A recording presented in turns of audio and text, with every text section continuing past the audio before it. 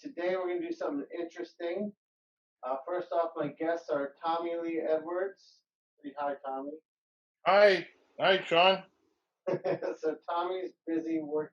We're recording. That's why. That's why. We're getting some comedy gold going here, and we can see half of Jim's face. Hi, Jim. What up, guys? All right. So today you can probably see on some of our desks. I'm going to flip the camera to my desk. Today we're going to be doing an ink session while we talk, and Mike Mignola has been posting all these drawings, pencil drawings he's been doing, and they've been awesome. So I was like, hey, why don't we all take a stab at inking this while we jam? And I figured it'd be interesting because trying to understand some of the marks, what they mean, and how to translate them to the lines we make, and all three of us ink so differently, I think it'll be quite an interesting situation. So I'm all set because I'm the professional. I'm good to go. I'm always very organized as well, Sean. Yeah, we're just waiting on Mr. Tommy Lee. How's it going there, Tommy? That's all right. Let me. I'm gonna switch. This is me trying to make this thing work. So Peepaw Tommy here. We know that you can do it. We're confident. Yeah. I have no doubt in my mind. I only do one-handed draw, really, so I can just. I'm telling you, man. Get Henry to show up and just be your cameraman. Dude, the lines aren't that bad. If it's the only way to do it, that's fine. Yeah, I know. I'll figure it out. I feel like once the black ink starts going down, like we'll see. Oh, that's true. It'll adjust to the black ink. So let me just, Jim, can you see my stuff okay? Yeah. Yep. I just want to I guess let's each talk about our approach here. So I'm looking at this. First off, I'm doing this Mangog drawing he put up because it's Mangog, and who better to be drawing than Mangog at all times? Of course, I agree. So like I see all these like hatch marks he shades with, and like I'm envisioning that when he inks it, that would all be solid black. But I know when I ink it, I want to capture some of those, like here in his stomach. It's a good opportunity to capture some of those marks in like dry brush. So yeah, I was thinking the same thing. Yeah. Yeah. Are you, Tommy? All right. Cool. Yeah. Cool. Obviously, like, and again, if Mike inked it, I imagine all the contour lines would be this like thin dead weight that he normally inks with, whereas I'm going to use my very heavy, almost dead weight brush line there. So choosing where to go black and where to go like optical gray is something I'm figuring out.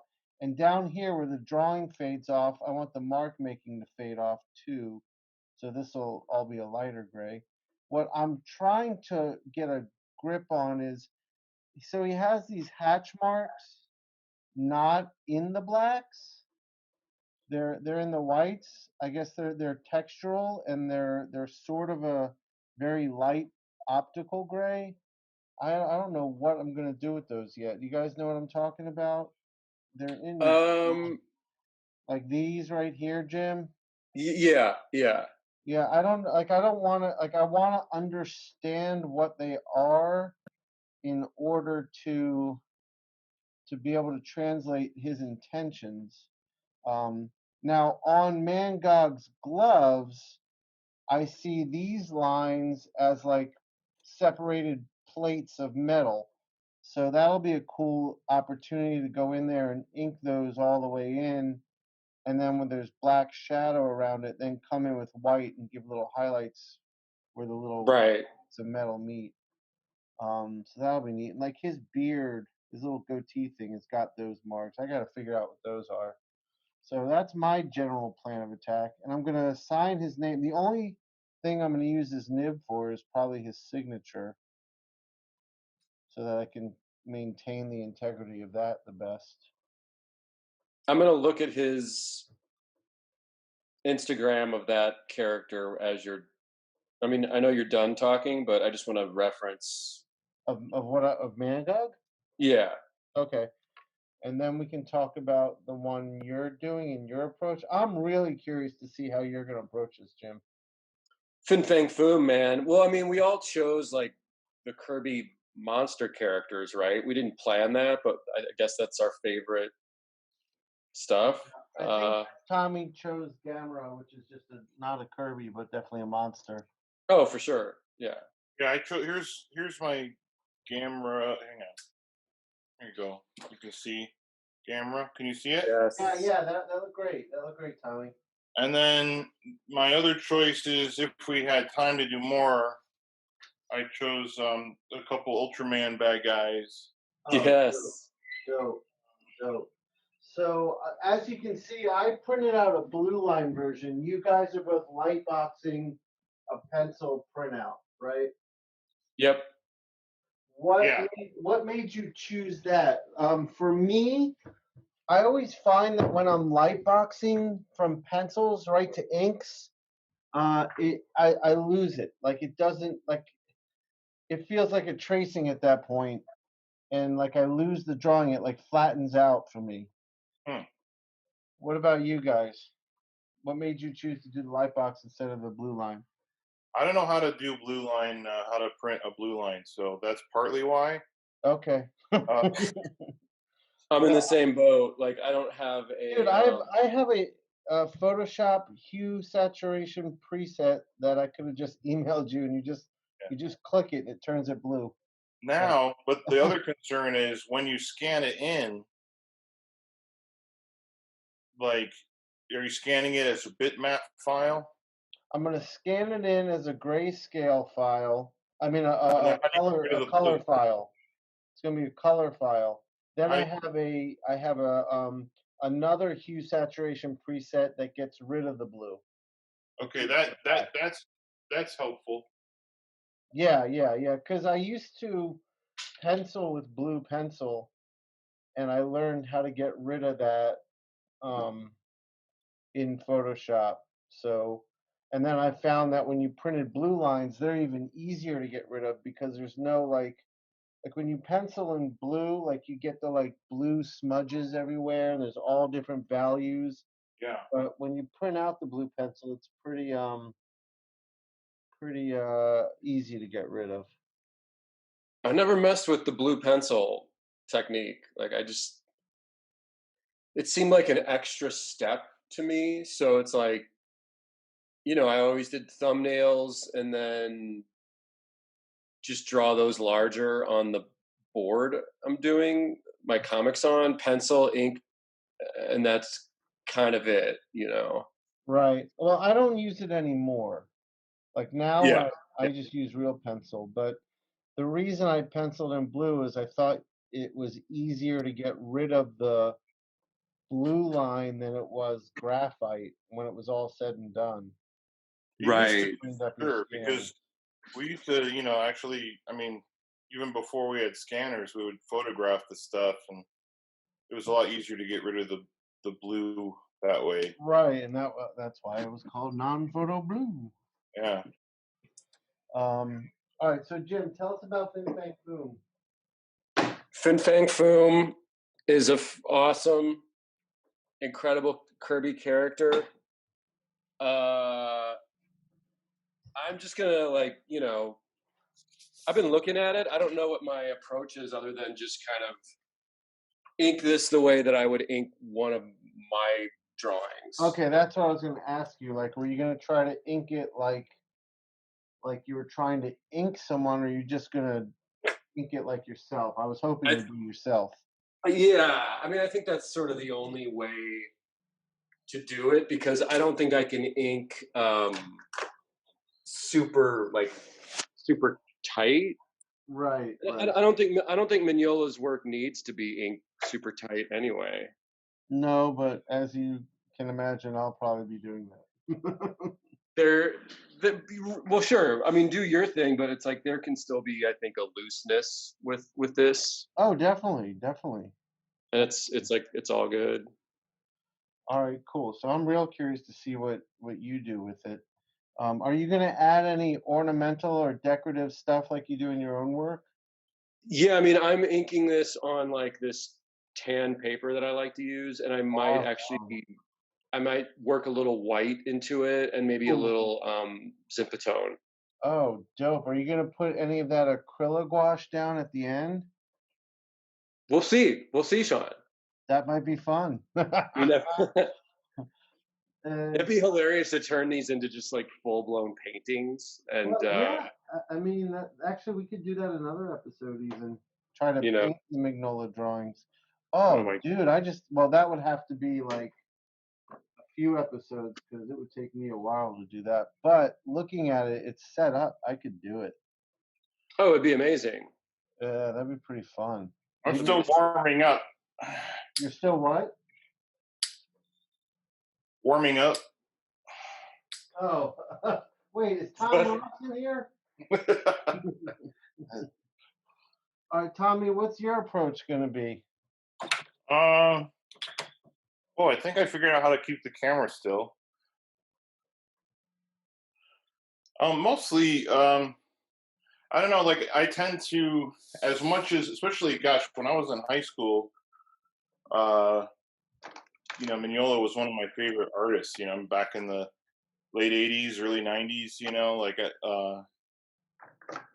basically, I think maybe I was like a junior or something when he did that Savage Land story with Walter. Oh, yeah, that blew Oh yeah. Yeah. And a lot of that kind of stuff was coming out when I was in high school, and those are kind of formative years for a lot of us, so it was definitely made an impact. And then, but yeah, I think like his problem solving is so unique, like how to show light and the like rolling of form and all these things that are just sort of so unique to Mike that or I tend to show more I guess more not everything's as black or white though, like kind of like what you were saying, Sean. You kind of end up seeing a bit of the brushwork in there and stuff. So I think I'll probably, just because I don't really draw very tight before I ink, I kind of do my layouts on the Cintiq tablet and then I blow them up. And then I lightbox my layouts. And then also by then now I've found all the reference I need for, cars or people or whatever I'm having to figure out, and then ends up where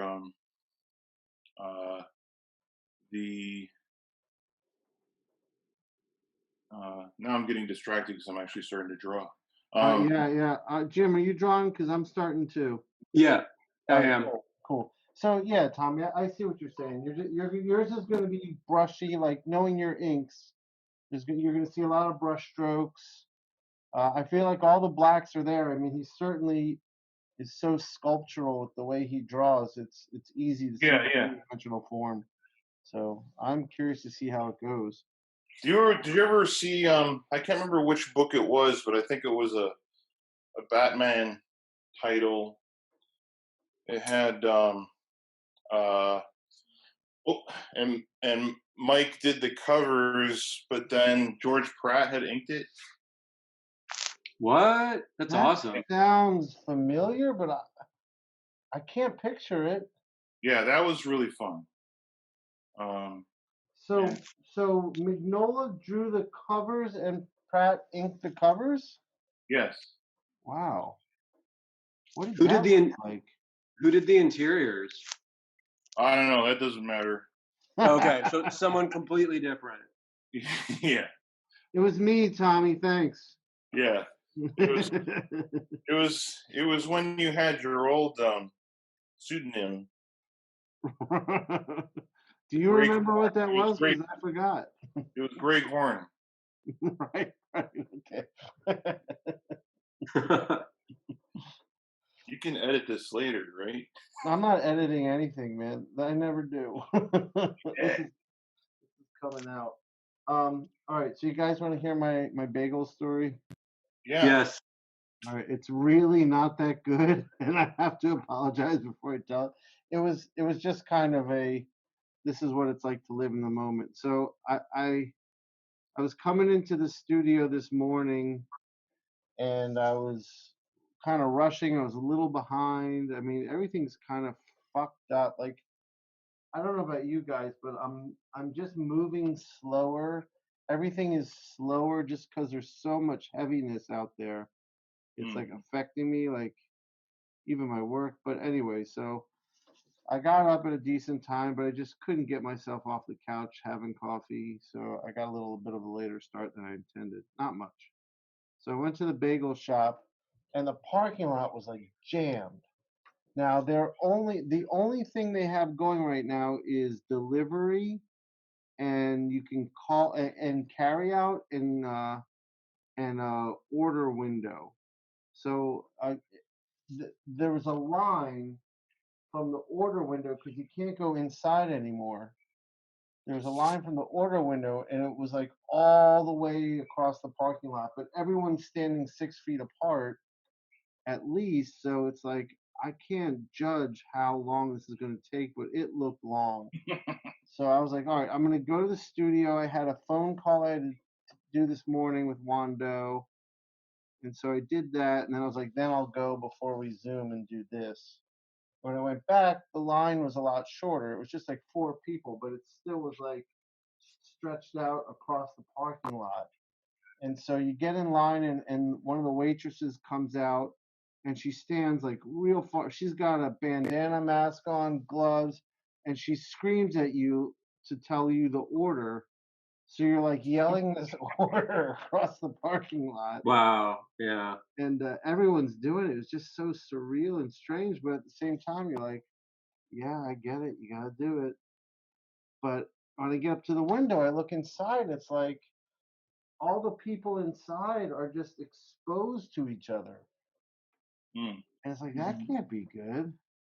Right. You know? A lot of weird gray areas with. Well, I feel like when you don't have true leadership in the country, I mean, you basically, like what the moron said yesterday was the CDC recommends masks, but I'm not going to wear one. It's like, that's not being a leader. That's creating confusion. Like, what it creates the gray area. What are we supposed to do? So, yeah, I mean, we could probably rail on Trump for this entire hour, but we don't need to do that. The idea of today is I feel like I know, Tommy, that's what you do all day, and I'm behind you, man. I'm behind you. But we've been. No, I think he's doing a great job. Yeah, okay. Can you tell us, Tommy, what is he doing that's really great in your eyes?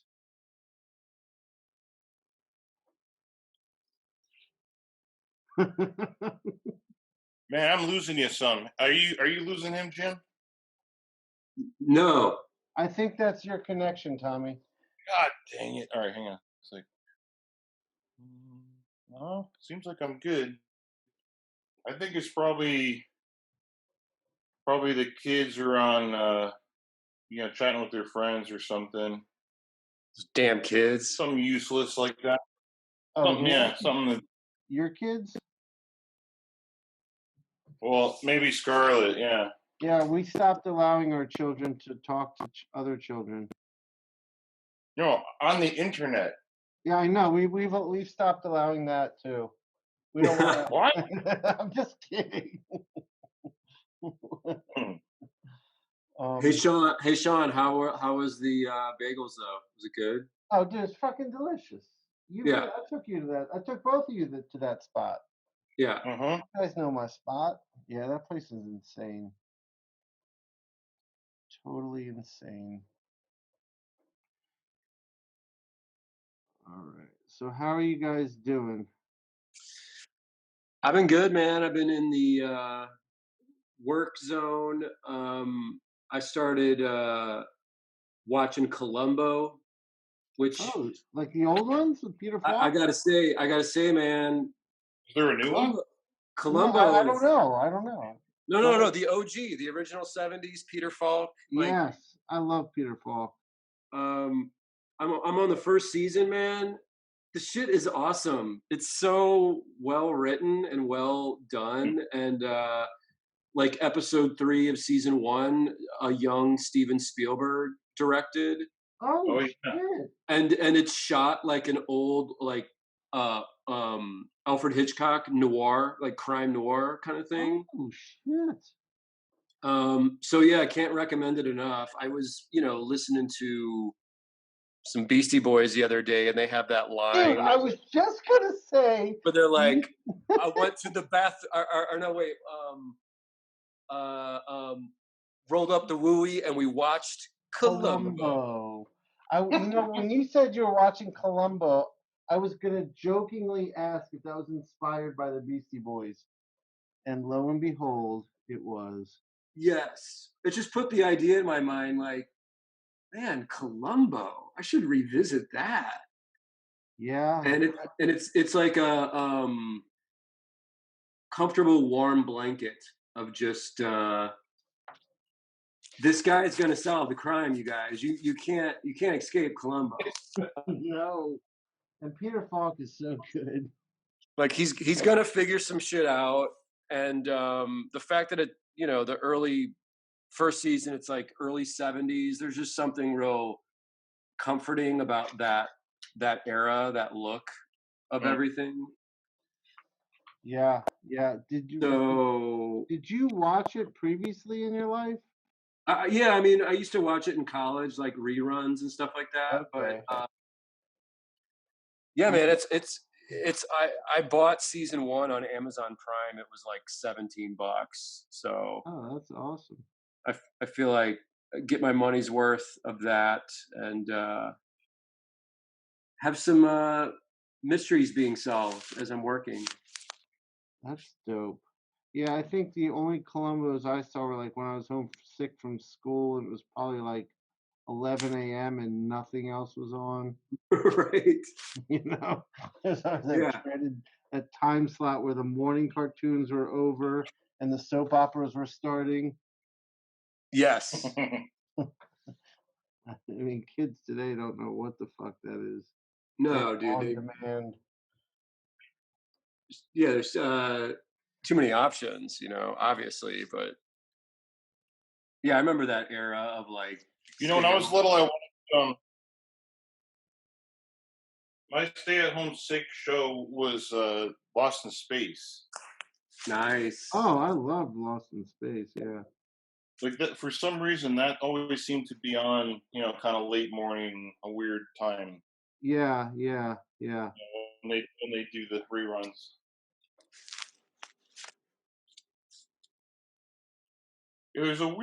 There's like, what I'm finding while I'm inking this thing is I'm having to decide like what is, where the black and white meet, like which is a hard edge and which is like rolling shadow. You know what I mean? Yeah, right. Totally. That's what I mean. Like I want to talk about, like I'm in no man's land right now. Like the line work, it was getting me warmed up, and I was like, all right, this part I got, and then now that I'm getting into some of the rendering of the form, I'm a little blind. Yeah, same here. I remember years ago I did a Hellboy story for one of those Weird Tales things. Yeah. And no matter what I did, Hellboy looked wrong. Wow. Yeah, I get that. There's something about the way that character's drawn. Like I feel like if it's not Mike, it looks weird. And the only person who then I thought really like nailed it, but still like brought his own thing to it. Probably not the only person, but the one that I'm most familiar with would be Duncan stuff. I was just I knew say. I Yeah, knew you were going to say that because I agree. all artists that have great taste, like the three of us, we all know that Hellboy is like, yeah, man, that's Mignola's thing. He draws it the best. It's his. And the only other artist really that has brought it the thunder is Duncan Fegredo. Yeah, that's true. So I've had this same discussion with many other artists that are like, Duncan crushed it. I mean, he did his thing. It's very in homage to Mike, but other than that, it's like, yeah, it's something that like Mike set this up, so it's almost like he can only do it. He can only bring it the way it needs to be. It's like his art DNA is in the design. For sure. It's like his mark making and his shape, like his unique shape building. It's all part of the design, and it's like only Mike really understands that. Yeah. Whereas like Bruce Timm, who's a great designer, like all those designs are made for everyone to draw. Oh, sure. Yeah, it becomes open to interpretation. But like when they did that Screw-On Head cartoon, they really nailed his look. Oh, I forgot about that. Yeah, my kids loved that one. They still do. Mm-hmm. There's a artist edition of the Screw-On Head that's so good, man. Yeah, I got it because I saw it at Tommy's house. Oh shit! Yeah, it's so good.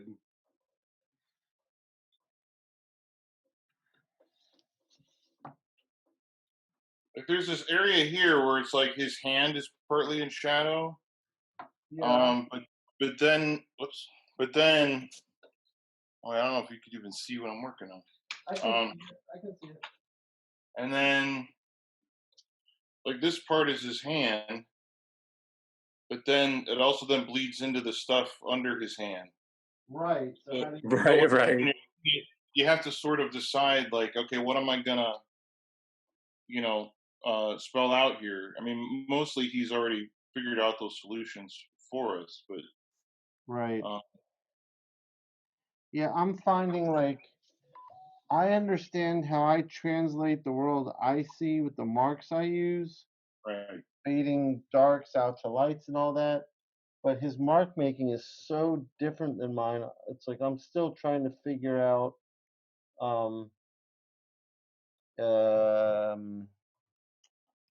what to do there.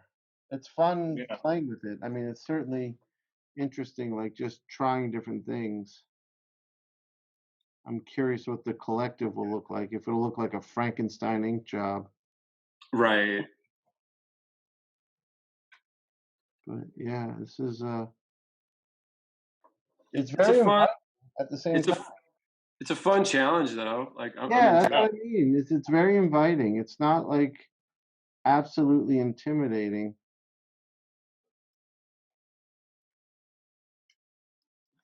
What are you? So I'm using a brush. I know people are going to be asking these questions. That's why I'm saying it now. So I'm using an Raphael 8404 size 2 with FW ink on. We were talking about Bristol board earlier. I'm using Strathmore 500 series vellum, which is a really nice, toothy, wonderful paper, and it allows me to get all this dry brush stuff that I love. The ink is really thick too. What are you using, Jim? I'm rocking the Pilot Parallel, the green one, whatever size that is. Oh, okay. I just got to keep looking back to see if Mateo joins in because he said he's going to try. And yeah, now with Zoom, I have to like allow people in. That's a brand new thing that just happened? Yeah, apparently, like I got an email late afternoon yesterday that said there's been some people hacking into Zooms, and which sucks. I mean, like come on, people, like we're all just trying to survive right now. Don't be a dick. Right. But dicks are. I mean, it's just just there. They see an opportunity here, so they're trying to do it. But so I guess their solution was that whoever initiates the call is going to have to allow people in. Like you send an invite, then I guess Jim, you accepted it and clicked on it, and then it said to me, "Hey, do you want to let this motherfucker Jim Mahfood in your house?" Right. And you reluctantly said, "Sure, I guess." Yes. I got nothing else to do. Right. So now I'm getting into a little improv in my inks. All right, so Jim, you're adhering strictly to that parallel pen. Yeah, just because like it pretty much gives me everything I need. It gives me like thick and thin, and I'm just so used to using it that it actually works well for Mike's stuff. I could see that. I could see that. I need to sketch with those more. Those are really important tools to play with. Like it's like a good exercise for all artists. Oh yeah, yeah. Tommy, what are you using? I've got this. It's a brush I get from Jerry's Artorama. One of their more affordable ones, which is a Creative Mark. They call it a Qualita or something cheesy like that. Yeah. But basically, this is a number 2. I think if I was more, I'm not super confident feeling right now. You know what I mean? So yeah, I think usually I might use more of a number 4 on my stuff. Gotcha. But on this, I'm kind of like not quite sure what I'm doing. So yeah, I'm in the same boat, man. so But yeah, that brush is a synthetic hair brush, right, Tommy? it's I think this one is. There's another one. There's a nicer Creative Mark one I use that is horsehair. One I use is Jim Mahfood hair. Jim Mahfood beard. What? the Jim Mahfood beard hair brush. That would be awesome. That is illegal, sir. That. Hey, did you guys know that John Turturro directed and starred in and made a movie about Jesus from Big Lebowski? Yes. I just saw a preview for that the other day. I was like, "What the fuck is this?" Did you I know heard that? it's not very good, but I don't know. I still want to see it. What'd you say? I heard it's not very good, but that doesn't mean it's not. I just haven't Yeah, had a chance to see it myself. Out of respect for the Jesus, we all have to watch it. Sure. Yeah, man, it's interesting. It came out, and then I did not hear literally anyone talking about it. Like I don't know anyone who saw it or has anything to say. Yeah, about I don't know anything about it. But didn't it come out like right before this fucking outbreak hit? Yeah. That's no excuse.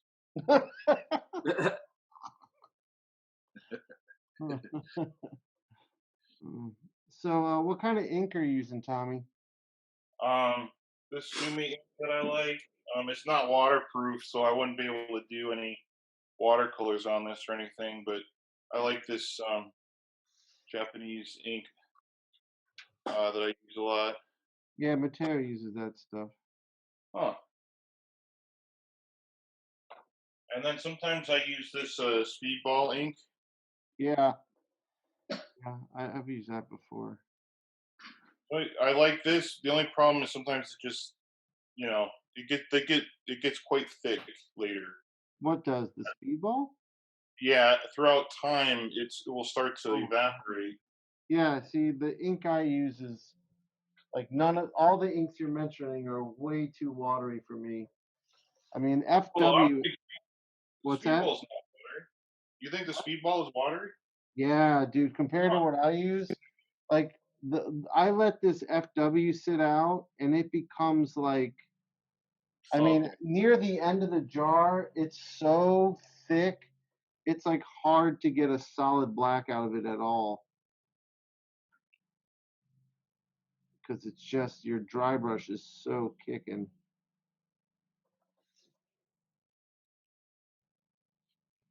I think the paper affects it a lot too. I don't normally work on this paper that I'm working on, this Bristol.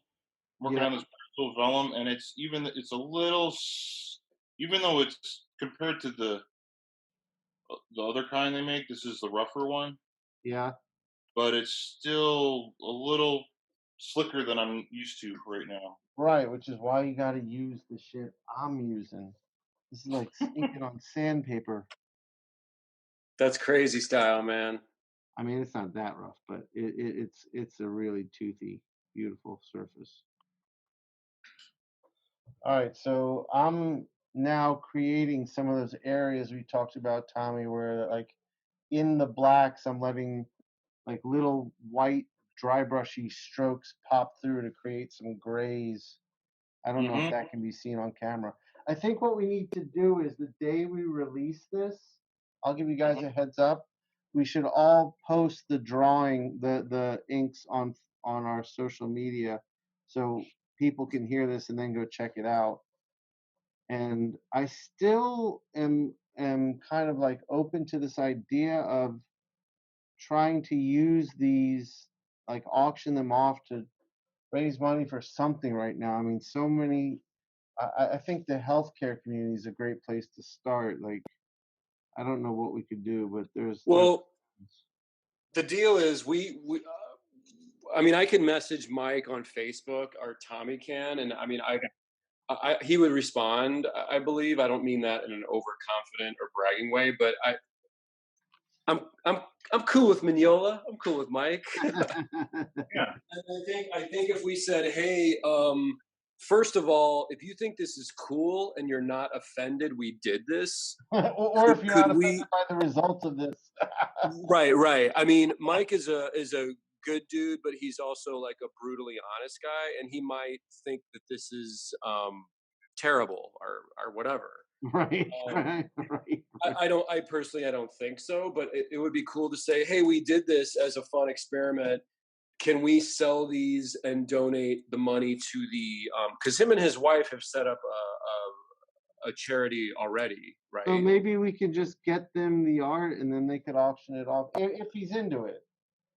Yeah. Yeah, I mean that would be great. I'd love. Yeah, I mean I don't know him, so if one of you guys is cool with doing that, that might be the way to go. Definitely. I think he'd be into it, but I think that we need to like definitely let him know like what we're doing. Yeah. Okay, so maybe when we're done, you let him know. Why don't we do this? When you're done, we'll get all the scans to you or Tommy, whoever's going to contact him, and you can send them along with the email. Does that sound okay? Sure. Okay. Yeah, because I don't know him at all, but now I'm starting to feel more pressure on this than I felt when we started.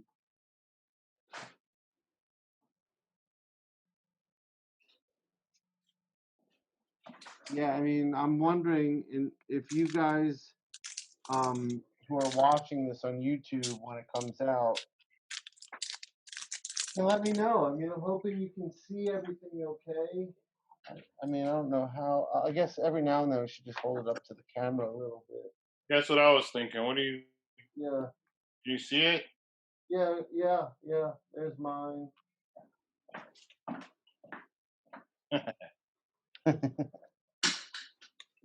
But yeah, we'll get the scans up on social media too, so you can see the final results. Definitely.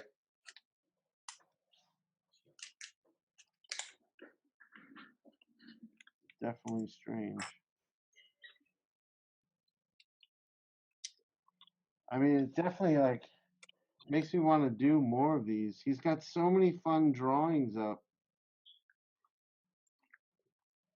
I've never seen him produce like just so many sketches in a given period of time. Yeah. The Flintstone stuff too, man, That's what started it for me. In fact, I was gonna ink the Great Kazoo, but then he threw up a Mangog, and it was like, God spoke to me. Oh, for sure. Well, his stuff is like so. His style worked so well for Kirby Yeah, because Kirby is chunky. He is sculptural, and yeah. I don't know if you guys remember, but in like 89, 88, 89, DC put out that Cosmic Odyssey series. Tim, Yeah. I think we all lived by Cosmic Odyssey for Oh, dude, time there. Mignola drawing all that fourth world stuff. That was so great, man. Still a killer book, I could see that being kind of like, having done that book, I could see where that would have kind of, he had soaked up a lot of Kirby as through osmosis doing that book. Yeah. Yeah. Like, I feel like that book, like his work. I mean, at the time when I was at that high school age, and I was like, you couldn't help but to be into that stuff, and then it felt just like all the Kirby stuff I read when I was little. Oh yeah. Yeah, that's a real piece of work right there. They don't why don't they have an artist edition of that one? Probably DC. Does DC Yeah, any artist editions to happen? DC does their artist editions generally through Graffiti Designs. Right. But have So they I done have an artist edition? Or not an ultimate, but an artist edition? yeah, I mean I have the not of Cosmic Odyssey, but What do you have?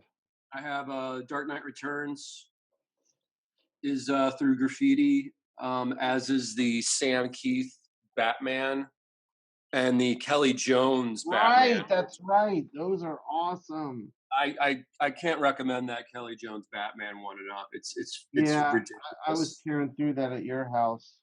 Yeah, it's unbelievable. You said there's a Dead Man one also of Kelly Jones, right? Oh yeah, and that one's incredible too. And that Kelly Jones Batman, that was inked by oh shit. John Beatty. Yeah. I'm friendly with John. Yeah, and John crushed that shit, man. Dude, that team and the fact that was a monthly book, it's insane. Being put out for a while is ridiculous. It's so good. Yeah, and those blacks are just fucking beautifully spot. Yes.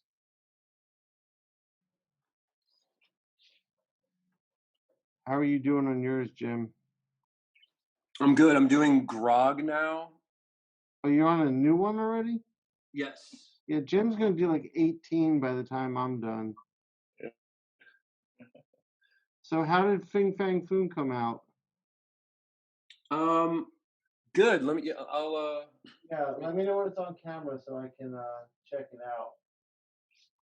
out. Here we go, dude. Oh, okay, hold on. I'm gonna walk over to the computer. I talk, Jim. Okay. There he is. Oh, dude, that's so wild. That's all. I mean, I'm not sure how else to approach his stuff other than real loyal to like Mike's line. Yeah. It's interesting. This is an interesting exercise for sure. Yeah, I mean, I'm trying to find like a way to like cross my DNA with his, like stay true to his drawing, but still use the marks that I feel like are mine because I understand what they mean. Like I could just trace over the marks he made, but I don't think that would look good. I think it would look because I wouldn't know what I was doing. Right. So. Yeah, it's it's something that everybody should try. Inking someone else's stuff is always kind of weird, Yeah, I was actually thinking on the way in today, like after this, we got to pick someone else to do next. I'm freestyling now. I'm adding some textural shit that wasn't there. Nice. This is how I started, though. This was my big early career aspiration. Is I just wanted to be an inker. So I Yeah, was. that's crazy, dude. So I had an inking sample portfolio, dude, where I had like Phil Hester sent me samples of pencil pages from like Adam Hughes and What? God, like Dennis Cowan. And so I had a portfolio that I was showing around at conventions when I was like 16, 17 of me inking over Oh my god. Phil and Adam Hughes, and of course my buddy Lorenzo, who was my mentor in St. Louis, who had a independent comic book company called Artline Studios. I was his inker, but and then I went to art school and I started inking Mike Huddleston stuff. Right. Right. We were a team and even got some work as a team, but eventually I wised up and was like, yo, I'm not gonna make a career out of this inking thing. I got to do my own shit. Yeah, I mean, you're like out of like all the artists alive, you have like one of the most singular, strong, unique voices. I can't imagine you like doing the opposite of that. And plus, let's be honest, guys, inking is just not sexy enough. Hey, hey, hey, easy, easy. I mean, inking your own shit, inking That's super is sexy. sexy. But I Right. mean, just being an inker, being like an embellisher. I'm no disrespect to the inkers out there, but I gotcha. I gotcha. I Too understand. late. What did you say, Tommy? Too late.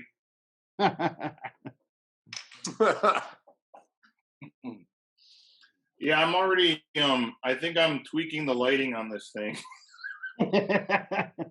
Yeah, I'm starting to like sculpt out with some texture a little bit here and there. It's still, as long as it looks like Mike drew it in the end. I don't think you're not gonna be able to help that. Yeah, yeah, I agree. I agree. But I think when you start to find that, it's because you're getting comfortable with understanding the penciling. In fact, as you mentioned it, Tommy, I'm going to do what you just said you were doing. I'm going to add some lighting in here.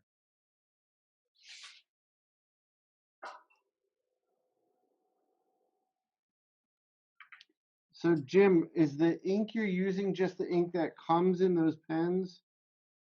no, I put rapidograph ink into these things so that it's waterproof, so I can paint on top. Right. That's why I was asking. Because the ink that comes with these, it flows real nice, but it's not waterproof. Right. So if you use these pens, you sort of have to. What did you say, Tommy? Oh, I was talking to the dog. Oh, I was like, is Tommy yelling at his drawing? Una, come.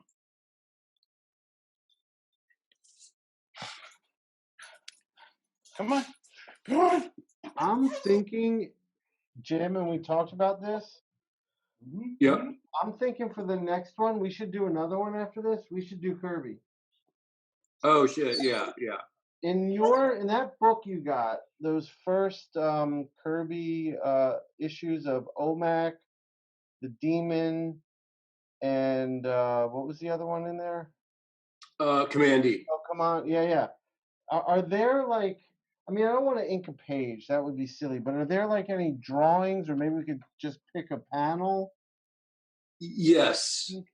But like, I would love to do Etrigan. Is there like just drawings of Etrigan he did that aren't like in the book, or? Yeah, I mean there's there's splash pages and stuff, dude. So you yes, could yes, then that's you could just sort of pick an excerpt from a splash page or something, and I think that would work really well. Yeah, that's what I want to do.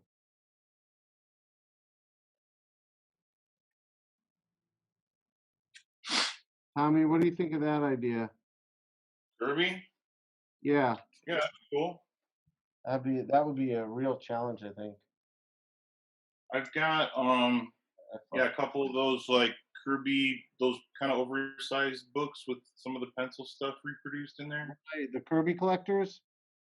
Yeah, I think that's what it is. Yeah. Yeah, those have good stuff too. Those Yeah, are awesome. Jim just got this great artist edition. It's the pencils and then the inks of each issue of Etrigan's first issue, Commandi's first issue, and Wow. OMAC. Awesome. Yeah, really, really cool book. It's just called. It's IDW put it out, and it's Kirby pencils and inks.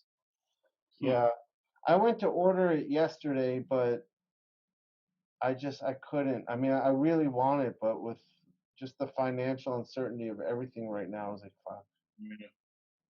I mean, it's not like that. And honestly, it really, for an artist edition, it was $45. Right. Oh, that's good.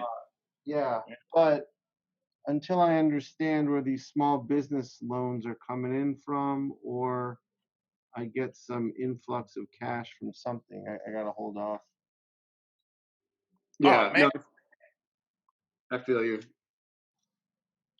did you guys see this Saturday Night Live with Adam Driver? No. No. He did this gag where it was like they were filming a commercial for El Pollo Loco, and he was the like advertising executive. But man, and they had this act, and like the actor's line was like supposed to be, "Oh man, I'm all out of cash," and he wasn't delivering the line very well, and so like the director is giving him shit, and then finally Adam Driver steps in. He's like, "No, you do it like this. Oh man, I'm all out of cash," and then like it goes on and on forever. And I've probably said that line about 50 times a day now. Wow. So you're annoying everyone around you. Yeah, it's really weird. I mean, it's weird that it's for a different reason than normal. Right. Right. Exactly. I feel like when this is all over, like we're probably not going to get back to doing cons for a little bit, but we'll be able to move around some. We should maybe like just take a trip to see each other somehow. I'd be down for that, man. I mean, we're going to need it. Yeah. I'm supposed to go to St. Louis in July for one of my younger brothers. He's turning 40. Right. Having a big house party and all this crazy shit. But even that, it's like, shit, man, I don't know if that's happening. You know, like July. Right. Are people going to be flying? Like, I don't really know, you know. Dude, I was talking to Juan Doe this morning, and Japan hit like school closings and lockdown a month before us, and they're still like in the thick of it. Like they don't know what the fuck's happening. Yeah, I was Doing texting with Yo back and forth last night, Peach's husband. Right. And he said the same thing. It's like they're on lockdown, they're at home, everyone's good, but no one has a schedule on anything. So Right. And then him and I spent the next hour texting back and forth about food. Oh my god! What about the stuff you eat when you were there? Well, he's like, dude, we want to get to the States so bad. I hope we can get there this year. He's like, we need an American breakfast. Like we need bacon. Oh my We need god! we need waffles. We need pizza. Dude, We if they need come to Emerald City, we're gonna show them the breakfast of all breakfasts. Oh, they went with us, huh? Oh, they've been there. Oh, that's right. It was Yeah. God damn They it. went. That's right. So, you know, just thinking about breakfast foods. That's about it. So what are you guys doing when you make like a decision when you're inking this that fails very fast? Yeah, I just flicked something up. The cross hatching and the texturing inside the blacks is just my main issue of like how do I want to interpret this? What do I want to do Right, here? right, exactly. I mean, I'm kind of in the same boat, but at the same time,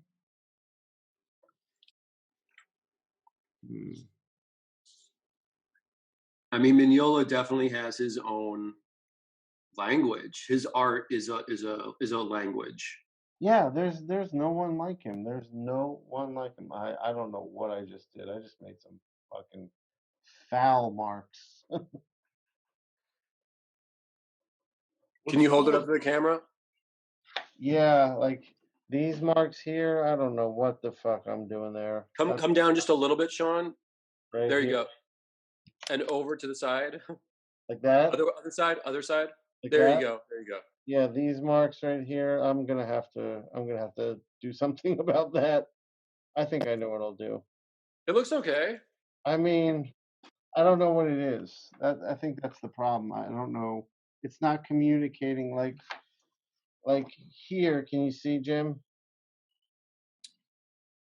Yes.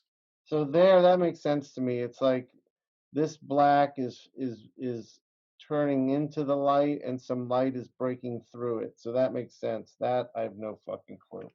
Right. Right. But I'm gonna figure it out. I think I have an idea. We'll see if it works. Yeah, it's sort of like trial and error with this stuff. Which is gets back to your early point. This is a really great exercise for an artist. I mean, inking yourself, it's a lot easier to make decisions, but doing something like this makes you think a lot more. Oh yeah, man. Yeah, I think I know what I'm gonna do there. I also am noticing all my inking brushes are like near their end, and I need to order some. Get on that Dick Blick discount. They were having a sale. I think it was just a week. I think it was just a week ago, man. They were having like a 30% off sale. Yeah, I think everyone's doing things to help drive sales right now. I might have to hop on there and spend money that I shouldn't be spending. Well, but I mean, it's for your art. You kind of exactly. And if that art just so happens to include, a Jack Kirby artist edition, then so be it. Now you're talking me into spending more money. But yes, you're right, Jim. I could definitely use that. I could easily justify it because I would use it on a podcast episode. Oh, for sure. I mean, I can finally, just from today, justify my Gamera and Godzilla statues. There you go. That's actually why I did it. I noticed you needed like a little help justifying those expenses, collector's items. So I'm glad to be that for you. Yeah, yeah. I'm feel like I'm really messing this up right now, but we'll see. Yeah, I'm pulling myself out of a tight spot, but I think I'm able to do it, even though I completely abandoned some of the pencil intentions. I think it'll be okay. Yeah, that works. That works. Does it? As long as you tell yourself it works, Tommy. Right.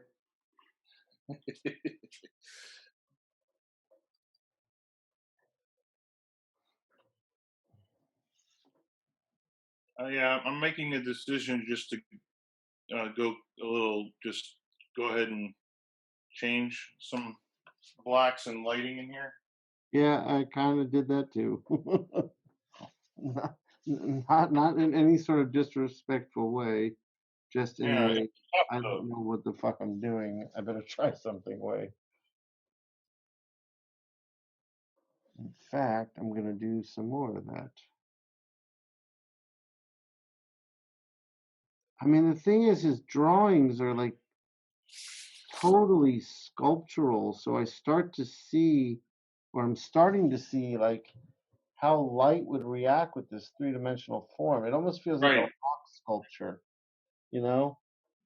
Yeah.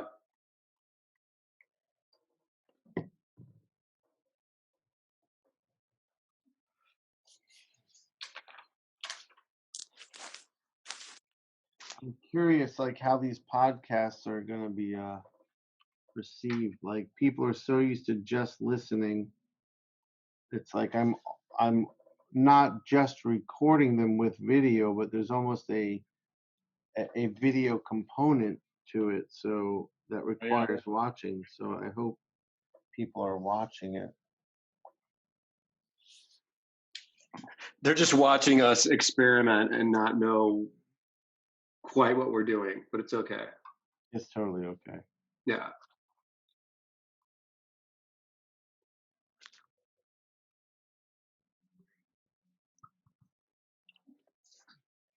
Yeah, that was cool. So how long have we been kind of locked down now? I have no sense of time. 2 weeks? 3 weeks? I don't think it's been 2 weeks. I hope it hasn't been. I mean, I don't think it's been 3 weeks. I don't know. 3 weeks ago, 3 weekends ago was the last time I was in a bar. Oh my god. And I was with Stephen Green, and we were noticing like, okay, there's way less people out. So people were starting to like get freaked out, you know, and stay in. We're idiots and we were still out, but you know, the shit hadn't hit the fan yet, so whatever. Have you spoken to Steven since like all this has been going on? Yeah, I mean he doesn't live far from me. I mean everyone is just kind of, you know, obviously in lockdown and just staying home, and I mean he's got a book he's working on for Image, so it's like he's got pages to draw every day. Right.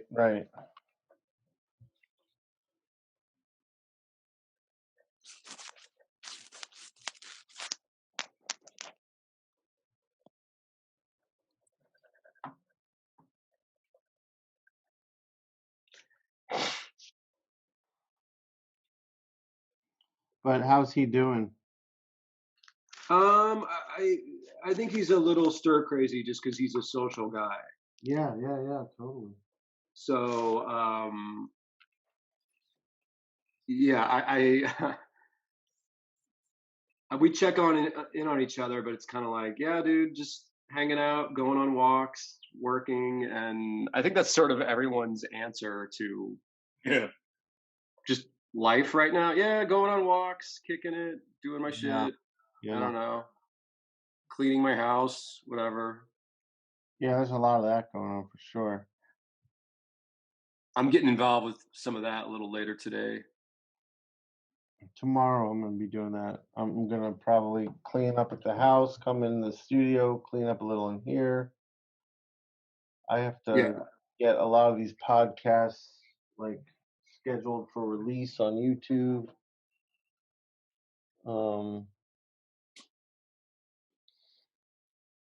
Oh shit, I just hit my goal on my Kickstarter. Oh, congratulations. Nice.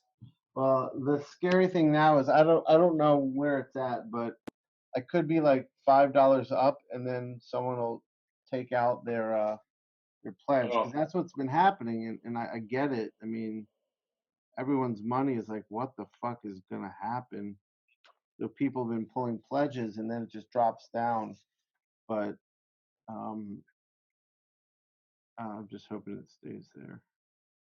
Dude, that's awesome though. Congrats. Thank you. Yeah, that's a great feeling. That is awesome. Sweet. Should we start drinking? Dude, I gotta keep my class Should we here. start? It's like my excuse to have a drink. Dude, seriously though, like I'm just drinking, and not like crazy, but a lot more than I normally do. And smoking like like normally my glass of wine at the end of the day or a glass of bourbon is reserved for at the very end. Everything's done. I'm going to sleep real soon. Let me just chill and have a drink. And Right. now it's like I get home, like I gotta cook dinner, I gotta do some laundry. Let me pour myself a whiskey. Sure. I think in quarantine times, like that's okay. Yeah, Yeah, I agree. yeah, it's Like social. there's new rules happening for shit, dude. Like in in normal times, like I'm not high all day long for most of the day, and guys, now I am. Yeah, I was gonna. What'd you say, Tommy? I'm just laughing. Oh, I was gonna have a little bit of an edible before this, but I'm going for a run today, and it's like I still treat my exercise as like something sacred I have to do every day. So I can't like fall into this habit of getting high too early and skipping workouts and just turn into college version of myself. Right. Wow.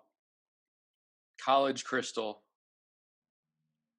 Yeah, it was a different crystal. College Crystal sounds like a real pussy.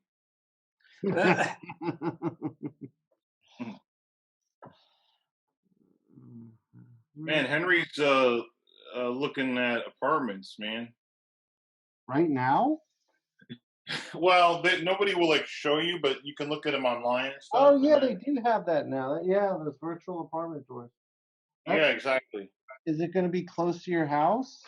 No, it's gonna be up like in Durham. Because that's where his job is, right? Yeah, and also, I mean, I'm sort of like that's pretty cool because then like when I'm in Durham late at night and I don't want to drive home. Oh yeah, totally. Nice. So is he going to live in the city area? Well, as close as is affordable. Okay. Okay. Because it's weird because years ago you could probably live down there for next to nothing, but now it's kind of crazy. Sure. I get that.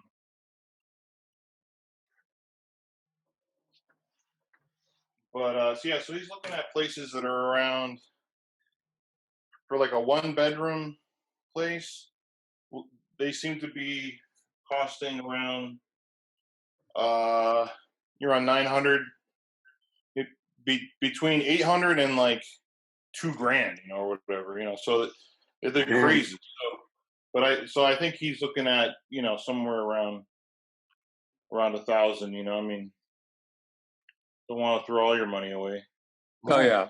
Of course. Is he working? He's working full time now.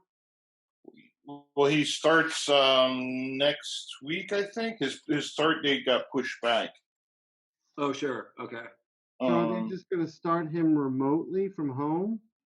Yeah. That's cool that they're still doing that. That's great. Yeah. And right after he got hired, they put on a hiring freeze and stopped hiring people, so he lucked it out. Yeah, these are some crazy times, man.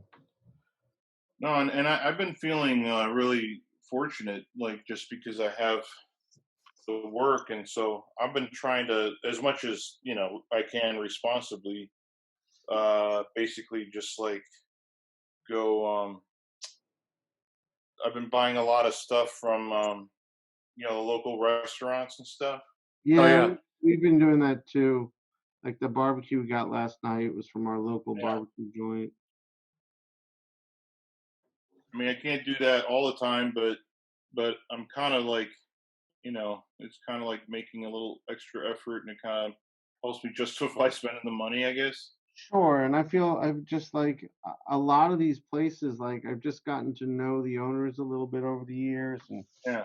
I just want to help support them. Like we're all in this together.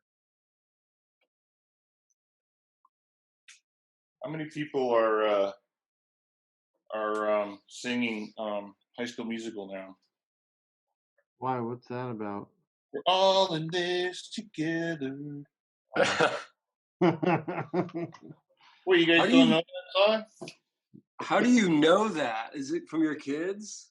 Yeah. Okay. Yeah, Zoe was really into it. I just never paid attention. That's kind of that you are. Into it too. You don't pay attention, do you? I'm a terrible father. Only a good father would know Right. High School Musical lyrics. Exactly. Watch, I'm probably wrong. It's from something totally different. It's from Cheech and Chong Up in Smoke. Wow. There's a bunch of movies worth revisiting. The Cheech and Chong movies. Oh, hell yeah. Yeah, Wow. that'd be a nice little escape right now. Dude, we watched Bill Maher last night. And, you know, he's not, obviously he's not doing it in front of a live studio audience. He's not doing it in front of guests. So it was like this really strange version of the show where he filmed it in his backyard and like, Weird. it was all like filmed interviews one at a time with different people. And Whoa. it wasn't bad. It was just so strange compared to what I'm used to seeing. Right. What's his show called? Real Time? Real Time. Yeah. It was that show? Yeah. HBO.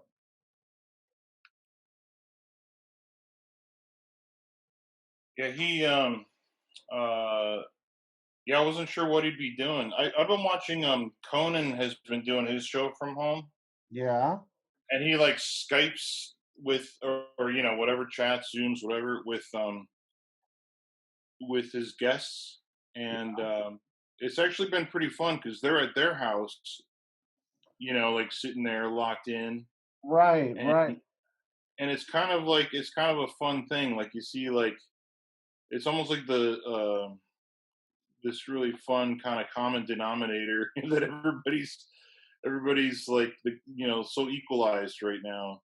Oh yeah. Yeah, I thought that's what Bill Maher would have done, but that's not what he did. None of it was live. Yeah, so I don't think it really needed to be live as much as just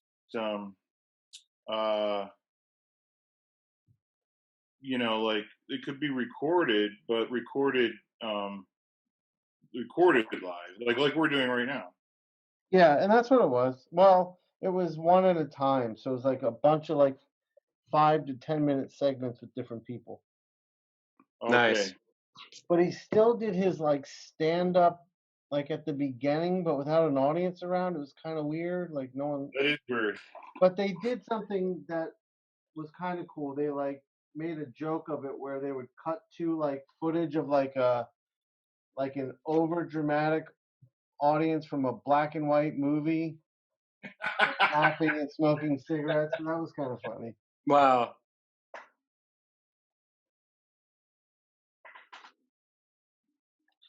So there's Grog. Check that out. God damn, Jim. Wait, show it again. Speak. Say something, Jim. There's Grog, the Kirby. Oh yeah. Dude. A la Mignola, a la Inked by myself. Wow. So this is a interesting exercise, man. Did you add white on that, Jim? Like you're on that manila paper? Not yet, no. Okay. All right. I'm curious what that's gonna look like. Yeah. Punch some of this out a little bit. All right. So these metal gloves I kind of fucked up a little bit. What? We'll see. See how it all comes together in the end. It's all part of the show. Right. Remember that in The Rocketeer? Oh, I love that movie. Holy shit. Yeah. Tommy's first date with his wife. Yeah. Oh, that's right. Yeah. Great flick, man. Thank you. You did a great job on that movie, Tommy. Well done. You're like, yeah, I was 17. Yeah. You know, shit, I don't remember what I was gonna say. Shit, I'm all out of cash. Oh man. All right. But yeah, that movie, yeah, man, I love that movie, and we showed it at NC Comic Con in November. Yes, that's right. Yeah. We've been trying to get the rights to that for years, but Disney just wouldn't let it happen, man. And finally. Well, do you know why? Why would they not let that happen? I think they had some plans. They keep trying to make a new Rocketeer. Yes, that I know about. Yeah. So then what they'll do is they just are like, well, we want people to forget about the old Rocketeer for a while, and they do that kind of dumb shit. Right. Fucking. You know, my hope is, from all the shit that's going on now, is artists just take everything back for themselves and stop working for corporations and fucking studios, and people just start making art directly for the audience a bit. Yeah. That would be great. I feel you, dude. That would be the shit. Oh, Jim, I posted. I think you saw it. I got the donuts. Oh yes, yeah. I reposted that. Thank you, man. That's awesome. This is a piece of art, man. This one dangerous donut. Yeah, the printing and the format is. I just want to do all my shit big from now on, dude. This is so dope. It's this giant newsprint. It's not stapled together. It's just beautiful. It's just like it brings back the idea that the book itself is an extension of the art. Yes. I love that. I'll send you one, Tommy. Awesome, thank you. Just give your address right now to the whole world, and we'll send you. We'll send you a package.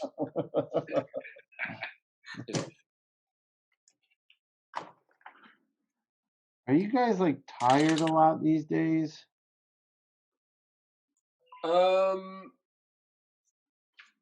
When I smoke too much weed, I am. I have the weed hangover.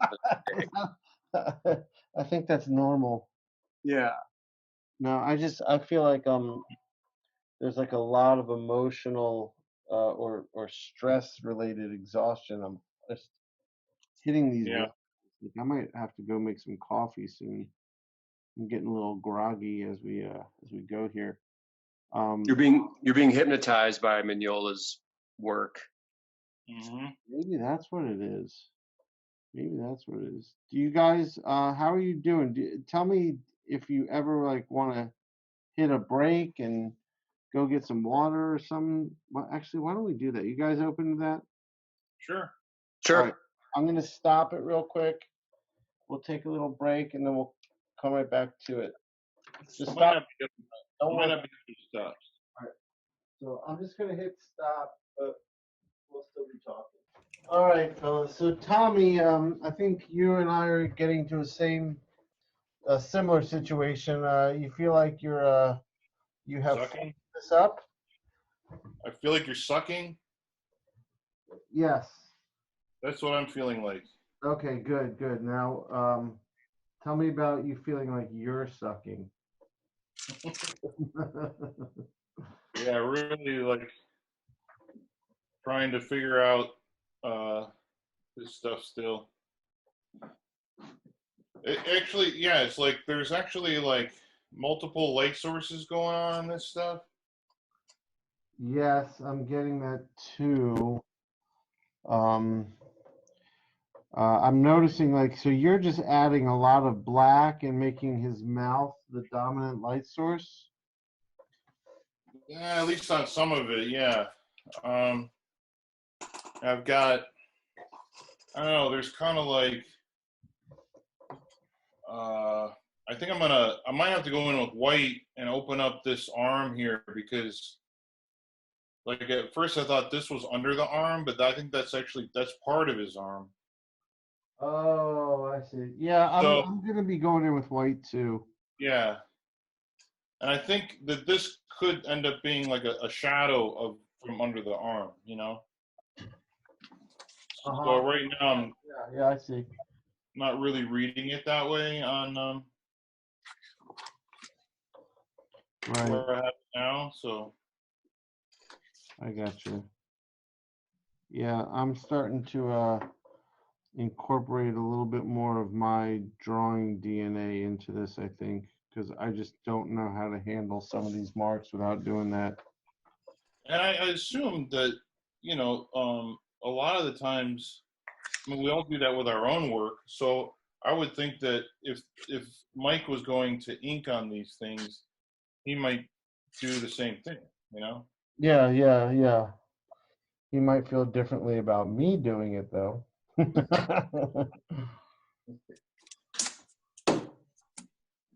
Oh, this coffee's my life right now. Yeah, that sounds pretty good, man. Mm-hmm. Oh my God, that is hitting the spot.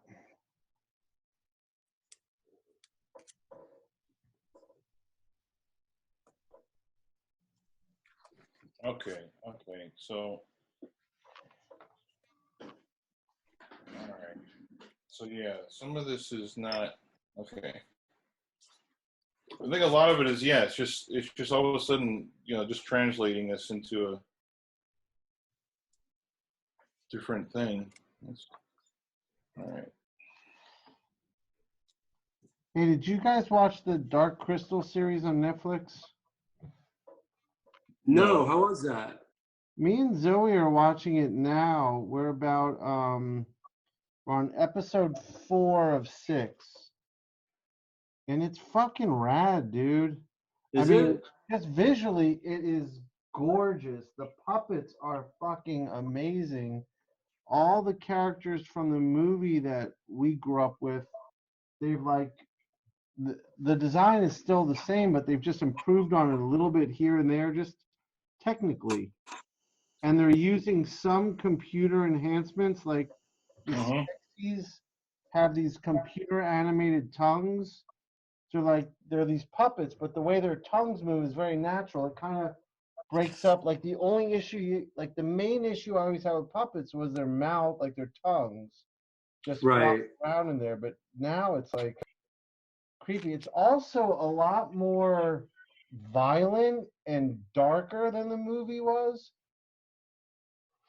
Sure. which is kind of neat. The story's cool. It's a little convoluted, like any like fantasy epic might be, where it's steeped in its own mythology a bit much, but it's good. We're enjoying it. It's That's really, awesome.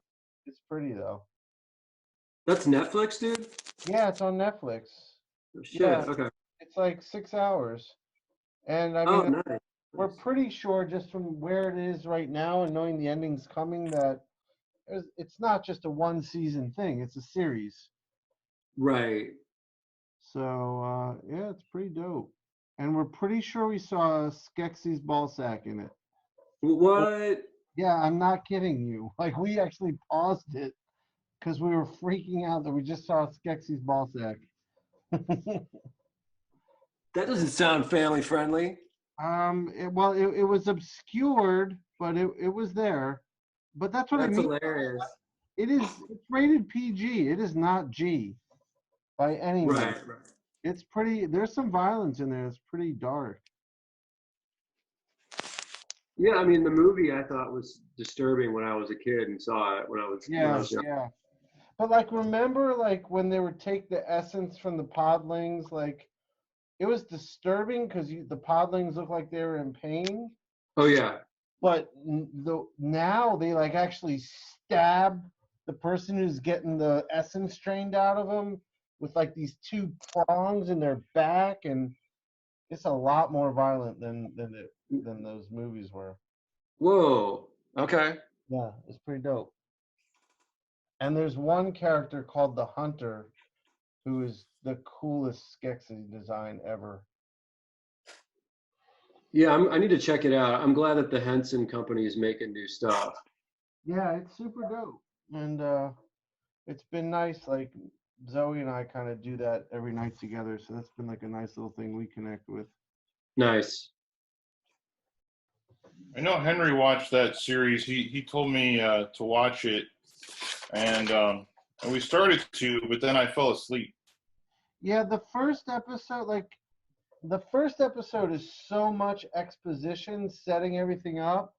Okay. My brother didn't get past it, and Yeah. like the first 45 minutes of it, I was like, I don't know if I'm gonna make this. But then I think that's what happened to me. the last 15 minutes was like, it lights up. You're like, what the fuck? That was awesome. And I had to see it, so we just stuck with it. Nice.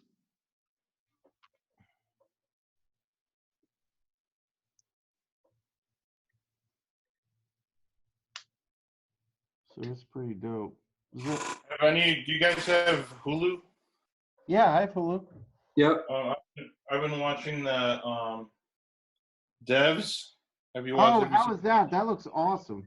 Yeah, it's great. It was his name Garland, the guy who he did Annihilation and Ex Machina. Oh, dude. Yeah, man. Devs? Yeah. Because Annihilation is one of my favorite films ever.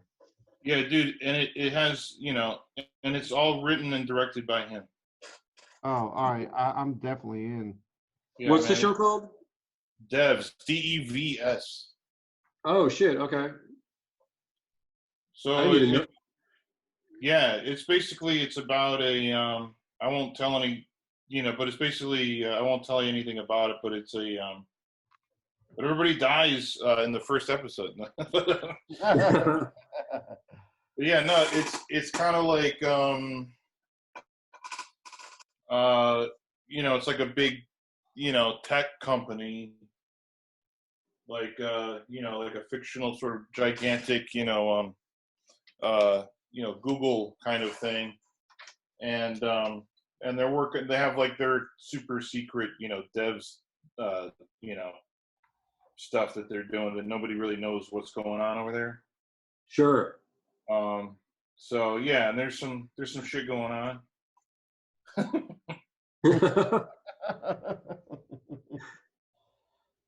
It's good, man. Yeah, it looked really good. Some of the imagery looks so fucking dope. And when you said it was that director, it just clicked. Oh yeah. It's his aesthetic like all over the place. I mean, the production design, even the music, everything. Oh wow. That was the thing that really took me by surprise in Annihilation was the music. Oh yeah, yeah. I mean, you've got this super creepy psychedelic horror film, and he's using Crosby, Stills, and Nash. And it was just like, wow, this is so strange. Yeah, all right, I just figured something out. Okay, yeah, this show has the same vibe. Sorry. No. Talk about that. I'll come back to this.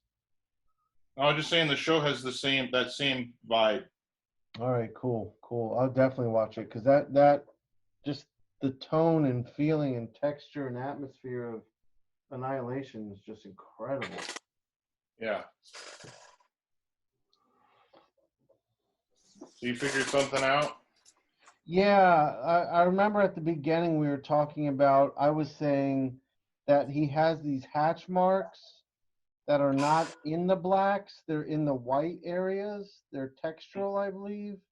Mm-hmm. I didn't know what I was going to do with them, but you can see like here and on the shoulder and around the neck, like I'm figuring out what to do with them. It's not what it doesn't look like something Mignola would do, but it seems to be making sense to me with the line work I'm creating. Yeah. Like, it's kind of spelling out the form a bit. Yeah. This is fucking okay. All right, that's good. Figuring that out was good. That gives me some purpose. I don't feel like I'm stumbling around as much.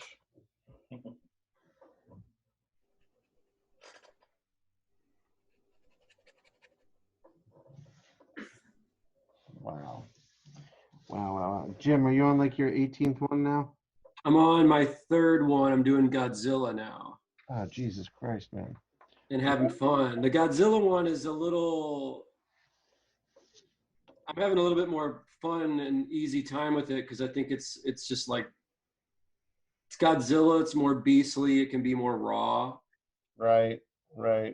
I'm getting more confident as I go. Yeah, that's what I mean. Figuring that bit out for me gave me some confidence. Do you think that's helping you, Jim? What, Godzilla?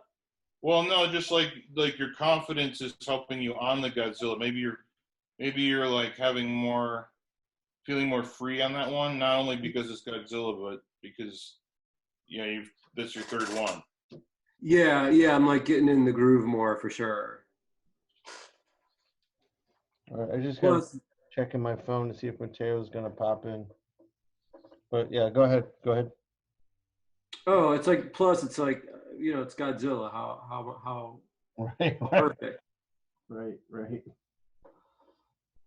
Jim, did you see Shin Godzilla? I haven't seen it yet. Tommy and I watched it over at Tommy's house. That thing blew my mind. Is it fantastic? It's so crazy. It is so psychedelic, awesome, crazy. Oh, then I need to see it for sure. Yeah. I was thinking about that movie recently because there's an interesting, one of the themes of the movie is how, everybody's able to work together to get through this catastrophe.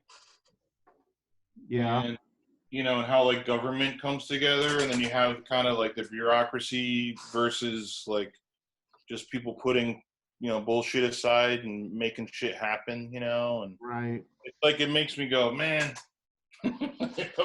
Right. I wish we had the Shin Godzilla government. Right. But it's crazy, Jim, because the movie is basically he comes out of the water in a like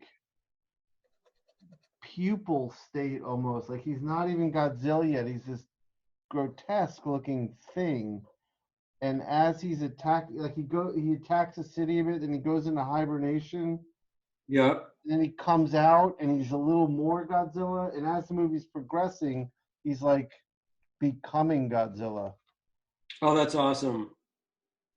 And the way it ends just makes you jump out of your seat.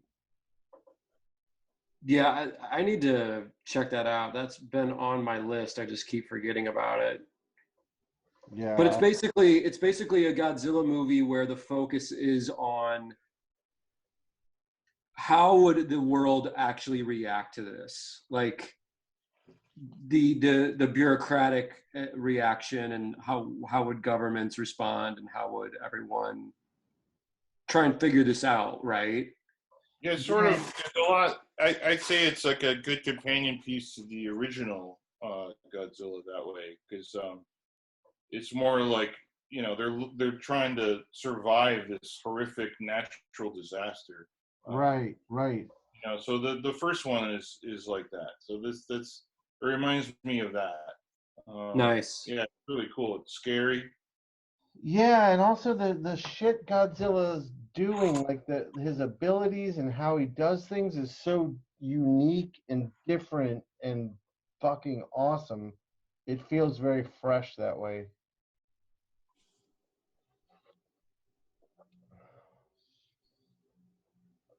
Yeah, I would say that if it's like kind of what I wanted the American, one to be. Like when I saw the trailer for the 2014 piece of shit. The one with Bryan Cranston? Yeah. Like I was thinking that was gonna be like, because the trailer they played like the dialogue of Raymond Burr from the American version of the first Godzilla. Then it had like, and they showed all this devastation, and it was like, oh man, this is gonna be like the Godzilla that I want, Right. And then it ends up where it's just like, then you see the movie, and no, all that shit was done by the bad guy monsters, like Godzilla's really like a good guy, it's like, man, this is, this is just ridiculous, you know. Right. Yeah, but Tommy, you gotta admit there were some fun parts to that movie. Just some of it was just fun to watch. Like Really? Godzilla ripping the head off that monster and blowing fucking fire down its neck cavity was so Yeah. fucking awesome. That was the best part. That was That so was great. good. That was worth the entire movie for me. Yeah, I think by then I was too grouchy.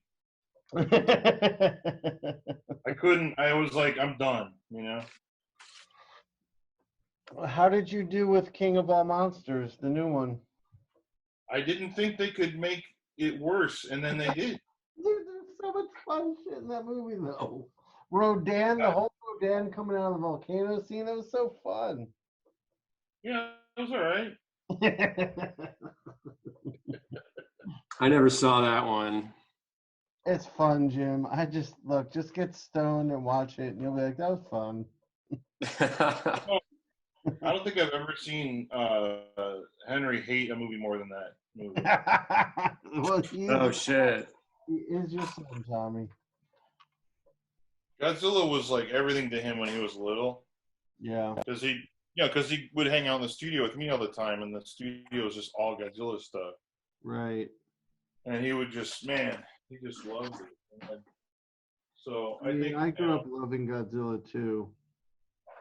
So much of the stuff that they do in that King of Monsters or whatever is it's like they tried to take all the best bits from all the Godzilla movies from the 90s. Yeah. And they stuck them all together. And so, you know, you had like stuff from, you know, like the Burning Godzilla where he's melting down. You had all these different things, but then it just ended up being terrible. Like this camera ink job.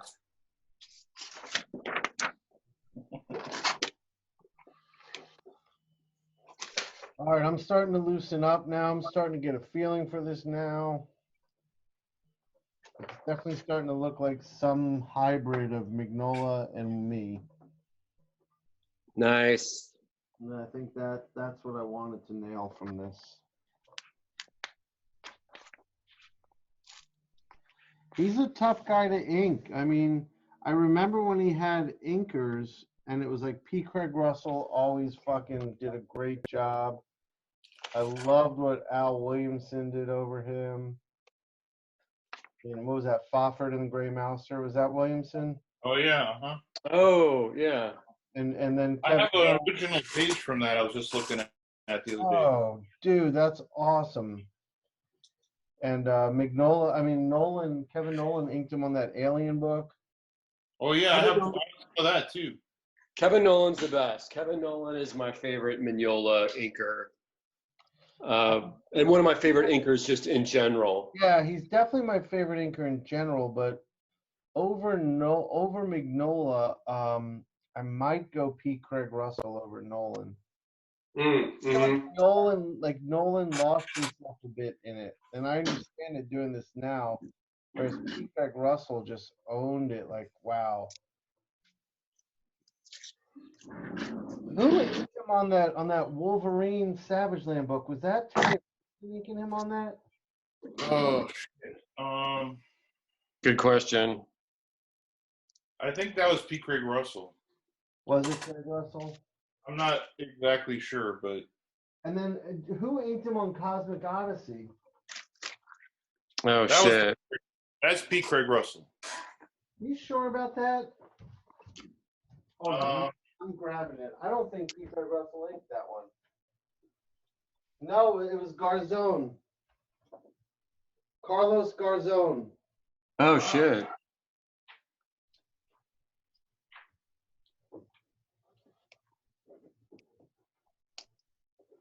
P. Craig Russell inked him on that Iron Wolf book that he did with Chaikin. That's my favorite Mignola job. Yeah, that's such a fun book. And DC won't do shit like that anymore.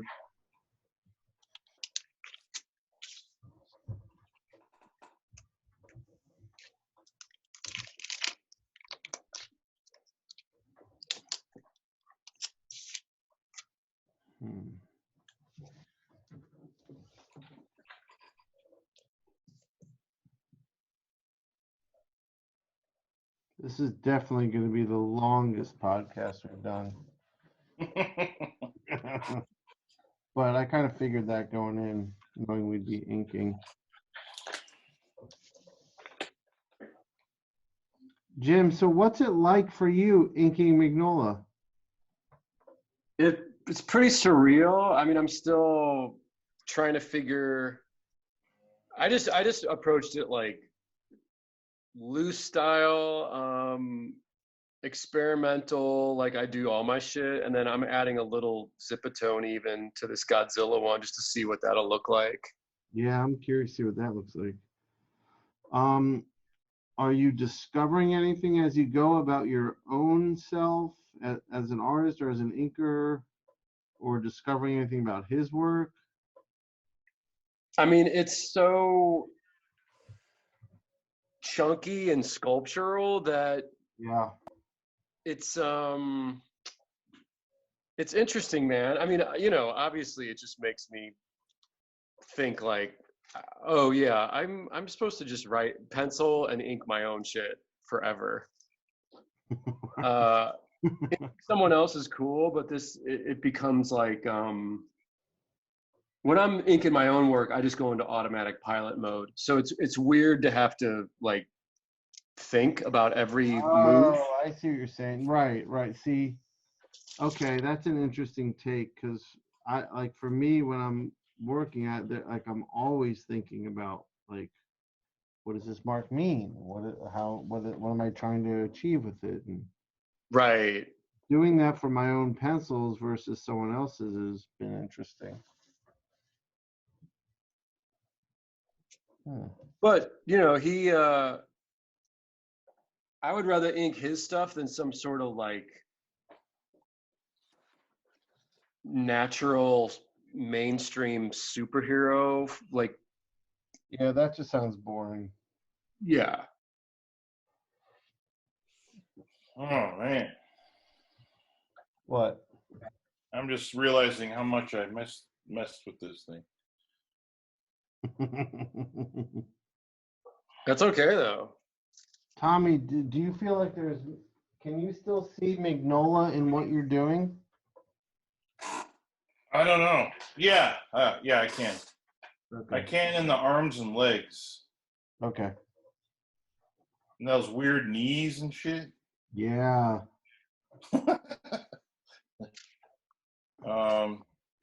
Yeah, I feel like I have to.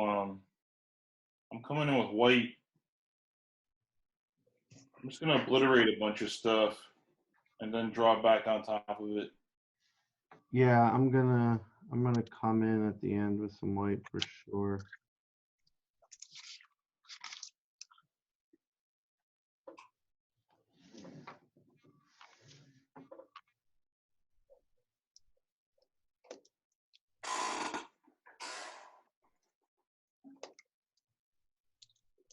It is interesting to see, like, inking Mignola. Like, yes, I always saw the Kirby influence, but inking it, I'm feeling it more than ever. Oh yeah, for sure. The Kirby influence. You know, I got a book of African sculptures, like in art history, like a giant big text, and I opened it up, and I saw what I think was probably the life-changing moment for Mignola was when he saw these sculptures, because they look like his drawings, like the shapes, the abstract quality of them. I'll have to show you guys when this is over. I gotta dig up the book, but it was pretty mind-blowing. I was like, there's no way he did not see this stuff. Oh yeah, I think Kirby was referencing all that stuff as well. Oh, that makes sense. That makes sense. You know what's hard is drawing Kirby tech. Yeah. Oh yeah, I mean that's like that's the epitome of his insane mind, you know. Yeah. His brilliant mind is Right, totally. Yeah, because like I think just from the discussions, anybody can pick up on the fact that I'm always trying to understand what I'm drawing. And when it comes to his tech, there's really nothing to understand.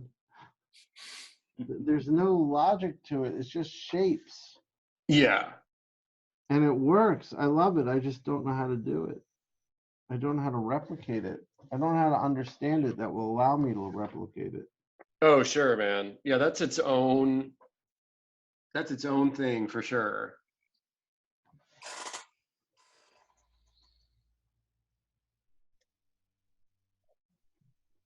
Now I think I'm starting to understand this metal a little more, which means the other glove is going to look so fucked up because this one will make sense.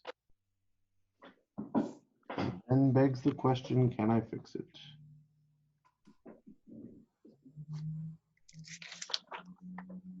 I just put the wrong end of the whiteout pen in my mouth. Dude, poison. My God, maybe I found the cure. The COVID cure. Yeah, maybe Trump will just start tweeting that shit. No. It's whiteout, dude.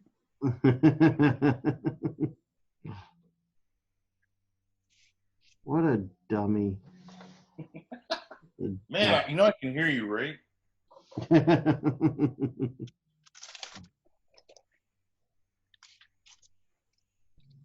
What do you guys think the first con is going to actually be? Shit. That's the question, man. I don't even know at this point. I thought it was Heroes, but NC Comic Con. I'm doubtful it's Heroes. I was actually thinking about that the other day, Tommy. I was wondering if that would be it. It could end up being Baltimore. You think? When's that? October? September? Yeah, I mean, even like, I don't know, man. It's weird. Like, even like I'm hoping New York, we get to do, because it's like, I don't know, like even just the thought that like, man, looking at these images online of where we usually have that convention. I know. Exactly. And it's so freaky, man. It is. I mean, I saw the area in Javits Center. That's basically the morgue there. Yeah. It's like, ooh, how are we going to go back to that? All right. that's nuts. That's not cool. I wonder if New York will even happen. I mean, right now it's a emergency unit hospital, and we're talking about in what? It's April, May, June, July, August, in 7 months, 6 months, we're expecting it to be a massive Comic-Con. Is that real? Is that possible? Good question, man. I'm just thinking, man. I'm just thinking out loud. I'm not trying to bring everyone down. Such a bummer, dude. What the hell? Yeah. What are you gonna do?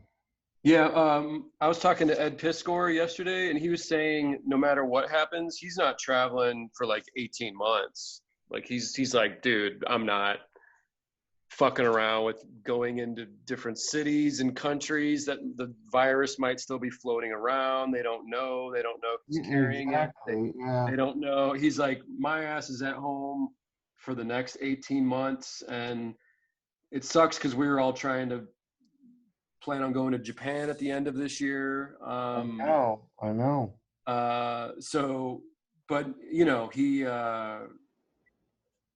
he's like, I got comics to draw. I'm not worrying. I'm not doing shit. I'm not traveling. Like, so instead of asking all these questions, it's just sort of like, well, just kind of assume that things might not be normal for a while.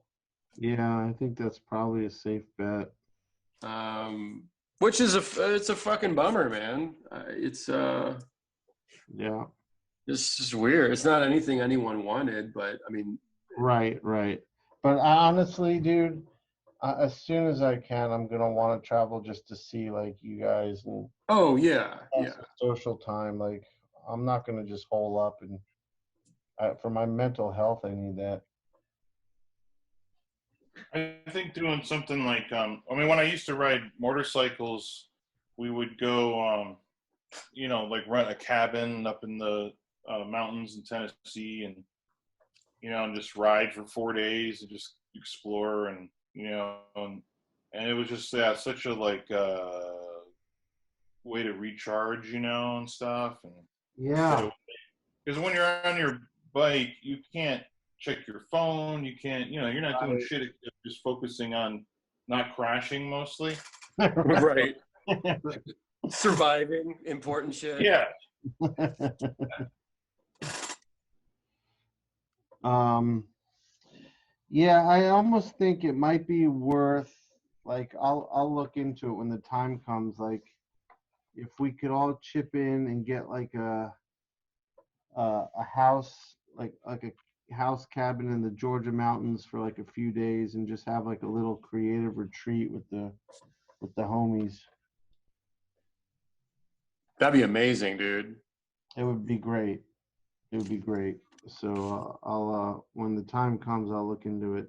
And they're really not expensive for these beautiful houses with tons of bedrooms on the river, fire pits outside, hot tubs outside, just everything.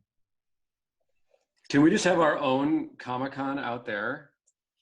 You know what we could do? We could set up like the streaming stuff and just take commissions and sit there and work on it and make some money. That'd be amazing. It's like, hey, do you want your commission done by professionals while they're drinking and smoking by a fire, eating delicious grilled meats? The answer is yes. There might be some psychedelics involved. Hey, man, even better. It's like you're going to get some very, very interesting commissions this time around, guys. Yeah. Don't be scared. I always think about what Shrek said when we walked into your apartment and your artwork was laying out and he was looking through it. And he was like, people say drugs are bad.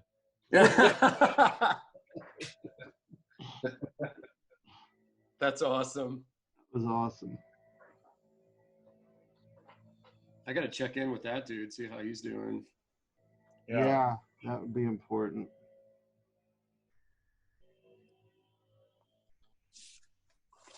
So yeah, the Zipatone is adding another layer. Let me look. Looks interesting. Can you see that? Hold on, I'm gonna walk over my computer. Oh, dude, that's awesome, man. All right, Jim, speak again so I can see it. Check it out. Check out the zip. Yes, love that. Godzilla, Jingle Bell, full effect. Yes, that's dope. Tommy, talk again, because yours is looking fucking dope too.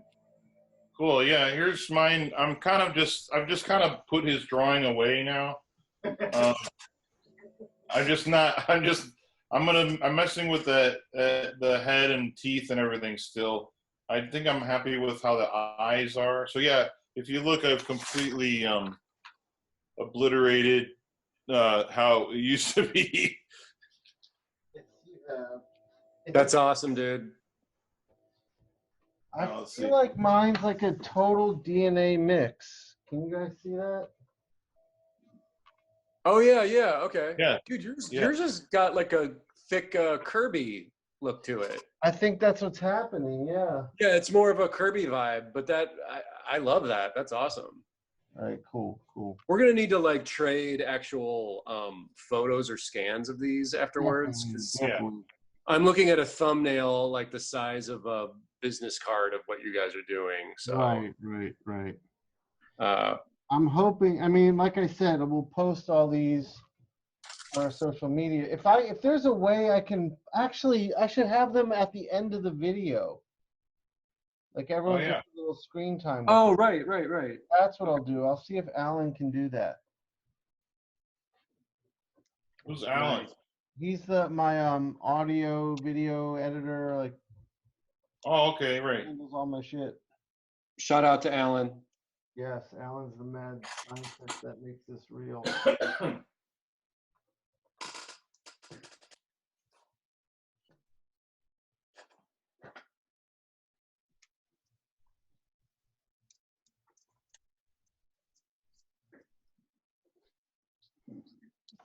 I'll tell you, it feels good to just be doing some art for the sheer fucking weirdness of it today.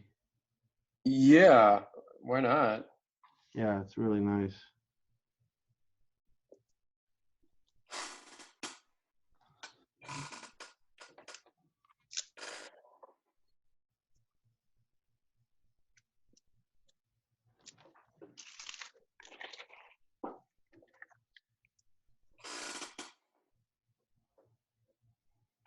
Sean, Oh, hey Sean, when did you get that package?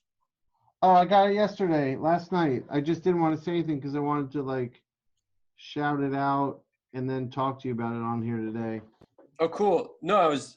The mail is fast, man. Like I mailed those out like 2 days ago. I know, I was surprised, but also So that's great. so for everyone watching, the mail is reliable right now. Yeah, for once. I was also the only one in the post office, like probably dumb enough to go to the post office. So Well, I'm going to be going later this week. I've got to mail out some commissions and get paid for them. yeah.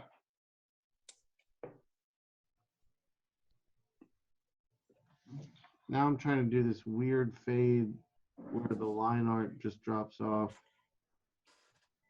It always feels like his characters are standing in a mist when he does that. Yeah. And I love that, and I cannot make that work for me. So I'm hoping this does it. Eric's really good at it. Yeah, I think I got it that time.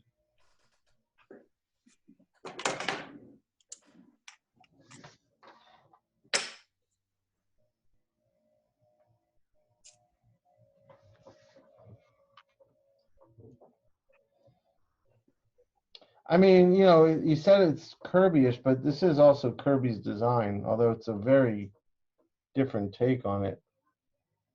Oh, for sure.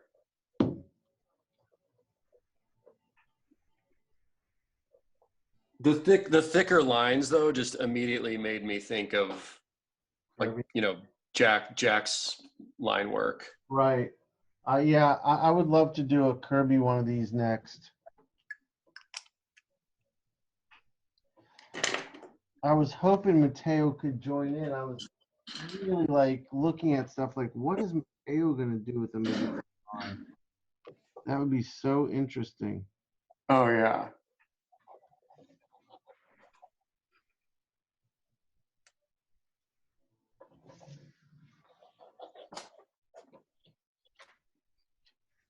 Might be able to get JP to come in on one of these. You think he would? Yeah, it depends on what, you know, when it is and what day and how he's feeling and all of that. But Well, if you think there's something he would come in on, tell me, and we'll make that one happen. I'd love to have him on if he's up for it. yeah. What Yeah, artist that do was- you think you would like? What'd you say? Sorry. What artist do you think you'd like to try to us to take a stab at inking?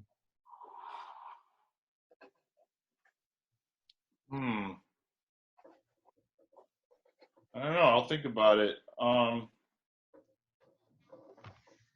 Maybe like Mobius or something. Oh, Wow. dude, that would be a lot. I was thinking about that this morning. Like that would be so different and odd and fun.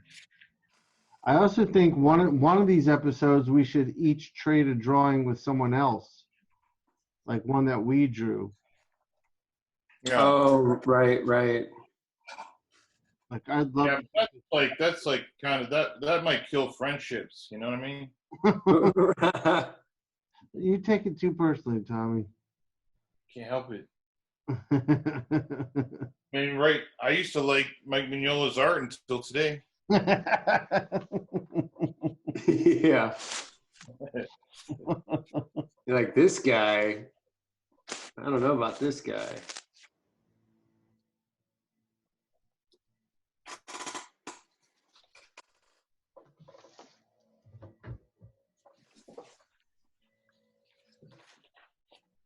All right, I think I got about 15 minutes at most left with the ink work. Then I can do some white work.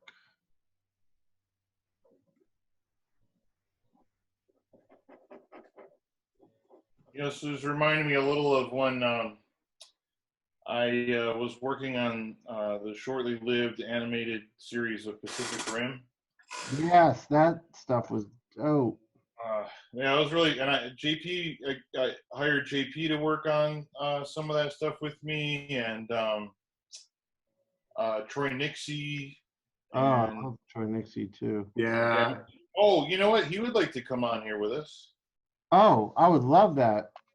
Oh, Yeah. man, he's a fantastic inker. Yeah, he actually, shit. Sorry, Troy, if you're watching, but I forgot that he hit me up about it as well. Yeah, Oh, yeah. dude, I'll DM him. I didn't know he was interested. Shit, yeah. We'll set up another one with him for sure. That would be great. Dungeon Master him? You what? Dungeon Master him? Yes, I will dungeon master him. When did you talk to him, Jim? I mean, we've been friends since the late '90s because he was part of the original Oni crew. So Right. Yeah, dude. I mean, game and shit he did when I first saw that just destroyed me. yeah, I was like, that is brushwork that I will never be able to do. yeah, he's phenomenal, and I'm trying to remember. He saw something. Oh, he saw my post about us Zooming on my birthday.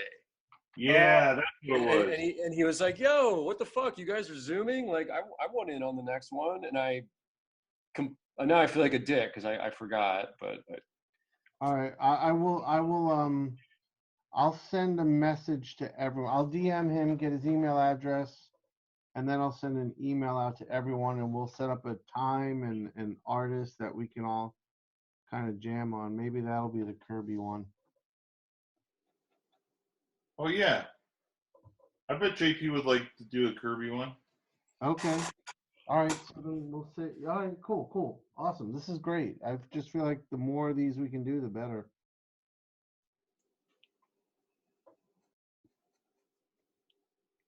But Tommy, you were saying something about the Pacific Rim stuff. Oh yeah, I was thinking about these monster designs, and they're reminding me of one of Guillermo del Toro. He directed the first Pacific Rim movie, and then he was kind of like overseeing the animated series, and Right. some of his comments were like, even though like, you know, like today we can use CGI for all these creatures and everything, but they still all should look like a guy is wearing a suit. Right. that's awesome. So when you watch Pacific Rim, they all feel like that still, you know. Yeah. They all and also he was looking at what Troy and I were coming up with for these Kaiju monsters, and he was like, just remember that they all need to be fun all the time. Like, it's cool to have them creepy, but they also need to be like, if you were a kid, you'd want to play with a doll of it, you know. Right. Right. Was he thinking that way because he was thinking about merchandising, or was he just such a fan of the old way of doing things that's why? No, it was just like, I think that's what for him, like what real Japanese kaiju monsters are. Right. That's That's how they thought of it that way out of necessity, because they had Right. to put a guy in a suit. Right. They wanted to, the original Godzilla movie, they wanted to do it stop motion, but they didn't have it like Harryhausen style. Oh wow. But they didn't have anybody in Japan who had those skills at that time. Oh my god. So they ended up doing it, you know, with a guy in a suit, and then a puppet also for like headshots and stuff. Right. Oh yeah. Could you imagine Leica House kaiju movie? Oh, that'd be awesome. Be amazing. Fucking insane. That would be so fun. Tommy, what happened to that production? Like, what happened with all that? I don't know, it just kind of fell apart. And I think that the Pacific Rim the movie didn't perform as well as they had hoped, but still well, and it did huge in Asia. But and then yeah, I don't know. I mean, it was like a weird. I think then they ended up making the second movie, which was more of like a for kids, I think, and then I don't know. Mostly like I thought that the scripts and stuff like weren't quite coming together the way people wanted. Right. I don't know. It just kind of eventually became something that nobody was like super excited about anymore, and then it just died. It was kind of a bummer. Yeah, that's weird. The stuff Tommy showed me was so fucking dope. Oh, I'm sure, man. You got all those good guys working on it together. Like that's a serious lineup. I mean, Tommy had some like storyboards that were almost animatics, like keyframe stuff. It was so awesome.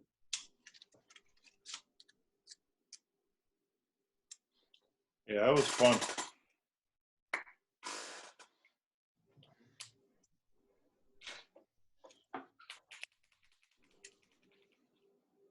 And I was kind of, it was a weird thing, and then one of my old friends, Don Cameron, he was on it and was building all the models, the Jaeger models, the Robots.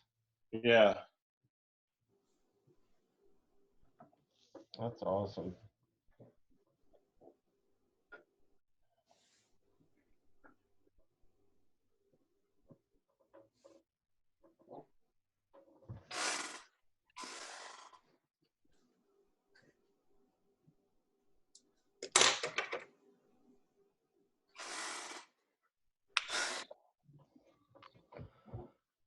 Is that your chair, Tommy, that squeaks like that, or are you using tape?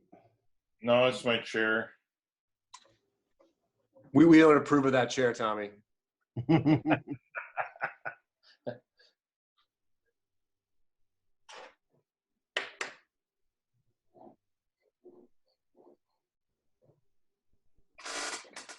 there it goes. Tommy and his squeaky ass chair. All right, man. I'm getting near the end here. Yeah, man. I even added like a background on this one. Oh, that's awesome. Some flames, some smoke. Oh, cool. Oh man, that's awesome. Yeah, it's pretty fun. All right, I want that. It's pretty fun. Yeah, I mean, I would love to have both yours. I think this is good stuff to auction off. People might actually. I think it is too. Yeah, no, I mean, if we can actually help people, like that'd be the shit. No, I'd rather just take it. Well, sure, you're a selfish man. Yeah, I mean, I hope Mike's kind of into the idea of what we did and wants to see it used. That would be awesome. I'm gonna try to get some atmosphere in the tail.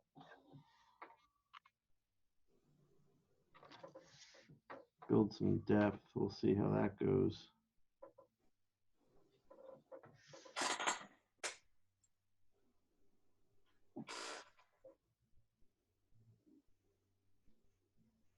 Mignola just posted a new image on Instagram, and it's he says it looks like it's going to be assorted African ogres, trolls, and giants today. Oh my god. And it's like some warthog monster thing. Oh dude. And he's inking our drawings.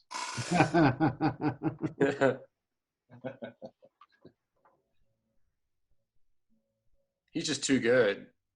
Yeah. Yeah, he's kind of like living the dream we all want. Make up your creation of shit you love to draw and just get to do that and make a killing. Make it happen, yeah.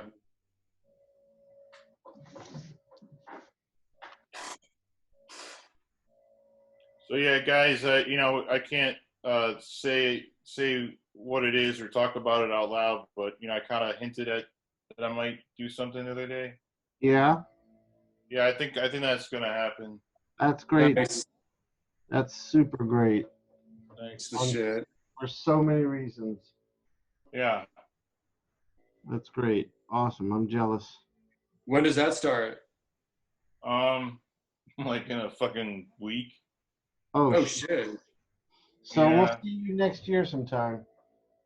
Yeah. Well, So it's gonna be. Well, I'm gonna be juggling the ending parts of Grendel with that new thing. right. That's why. Yeah. But dude, right now that's great because we're No, all I know. locked down anyway. Yeah. No, I feel very very fortunate to have an option here right now. So Yeah, that's great, dude. Congrats. thank you. That's awesome, man. Well, it's because you took our advice. You know, you were Yeah. like, No, I know. you're like, I don't know if I'm gonna do this. And Sean and I are like, you're fucking crazy. You have to do this. Right. And In a way, I was just doing that to make you guys feel like I valued your opinions. in a way, you owe us 10% of your money. Yeah. No, I have already drawn the first issue. I just wanted you guys to feel special. Right. That's a good friend right there, Tommy. Yeah.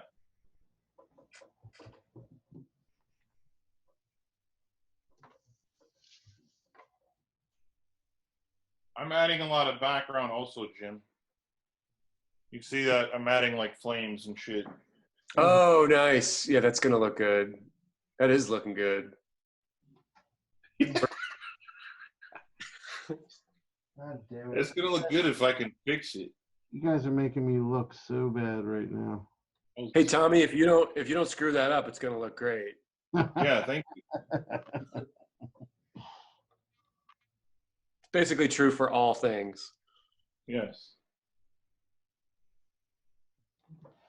All It's right. funny when I use a lot of white like this. It's not something I do all the time, but you know who uses like a shitload of white is JP. Yeah. And so like, when Melissa would color his stuff, like she was coloring Earth X or Static and stuff, or Winterman, and she would get these pages in. And they like each page weighed like a pound, you know. Really? It was so funny, man. What kind of board was he using? The Sean Crystal brand of fucking concrete mixed with paper, mixed with Bristol, mixed with vellum, mixed with rag paper, mixed with watercolor. Handmade in the Himalayas. I love it. Yeah, it's a Tom Ross brand, I think. Art Mountain production. Yeah.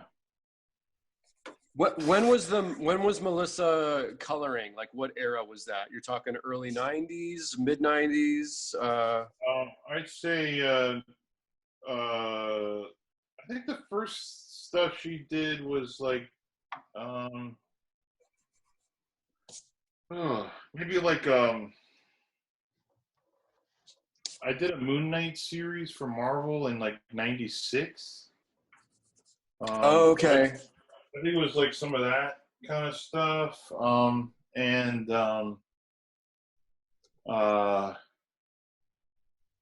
then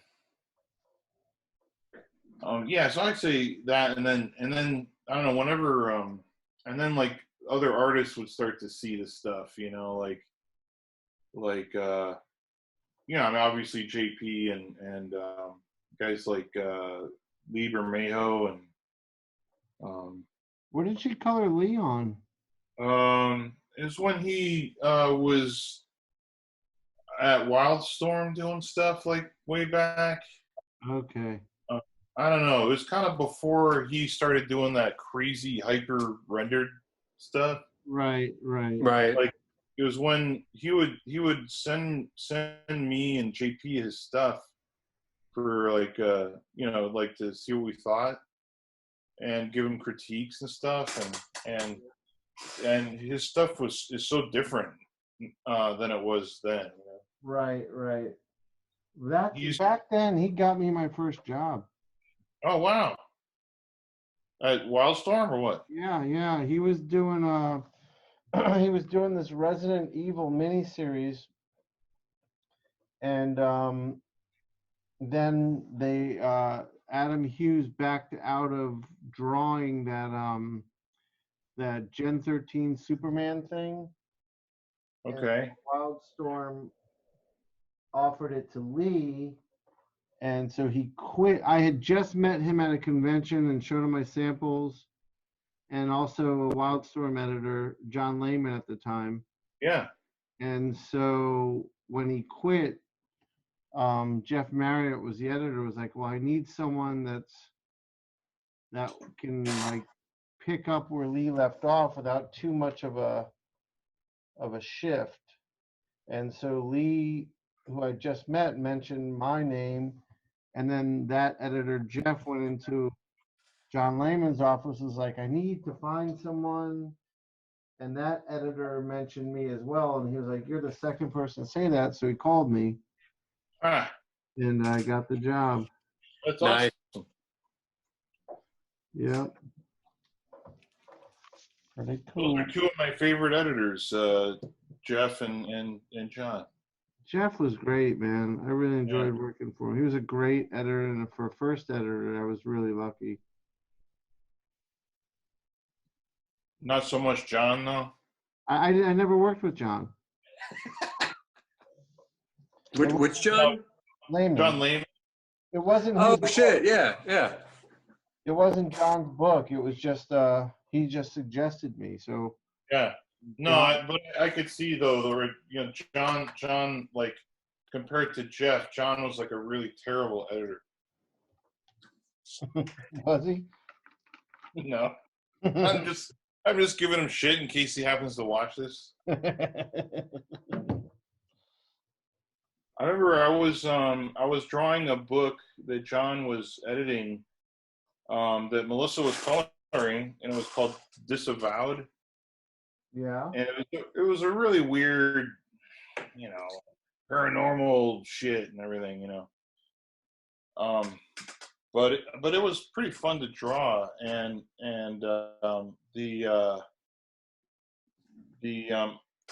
but it was I don't know. I was kind of, the more I think about it, the less I remember liking it that much, honestly. But but I really like working with John, and at the time I was doing more like animation type stuff and everything, and then I was doing storyboards and like stuff for this movie Sinbad at DreamWorks, this 2D animated movie. Yeah, I remember that one. Brad Pitt was in that one. Yeah. There's some cool design.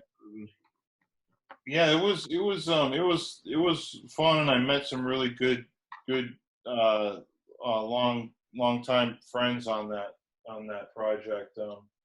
Ronnie Del Carmen was working on Spirit at the time. Oh shit, he's amazing. And Rodolphe Guenedin and I were both on Sinbad together, and so there was like amazing people at DreamWorks at the time, and still are, and it was really like inspiring. But anyway, I ended up having like a chance to maybe work on it, and maybe more long term rather than just sequences here and there. Mm-hmm. And so I almost ended up moving back to LA. Whoa. Which I'm glad I didn't, but at the time, like, I was so much more into that, and I was starting to hate working on the Disavowed book at Wildstorm.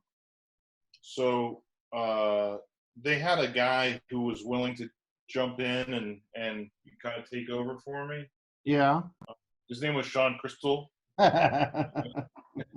But shit. I can't remember who it was, but anyway, they had decided that they were canceling the book actually. So I was like, well, I'm out of here. I don't really feel like sticking around because I have this project I can go work on the Sinbad movie, but I would have to stop drawing Disavowed, which has already been canceled. So John Layman was like, well, you either draw the last couple issues of a book that's dying, or get to go, or you can go and work on this thing and possibly have a future. Right. So he was very supportive and understanding of me as a not only as an artist but also as someone who had to think about his next job and stuff. That's cool. Yeah. Wow. So it was cool. The boss was not as happy, Scott Dunbier, who we're fine with each other, but at that time he was like, "You got to finish this book," and I'm like, "Nah."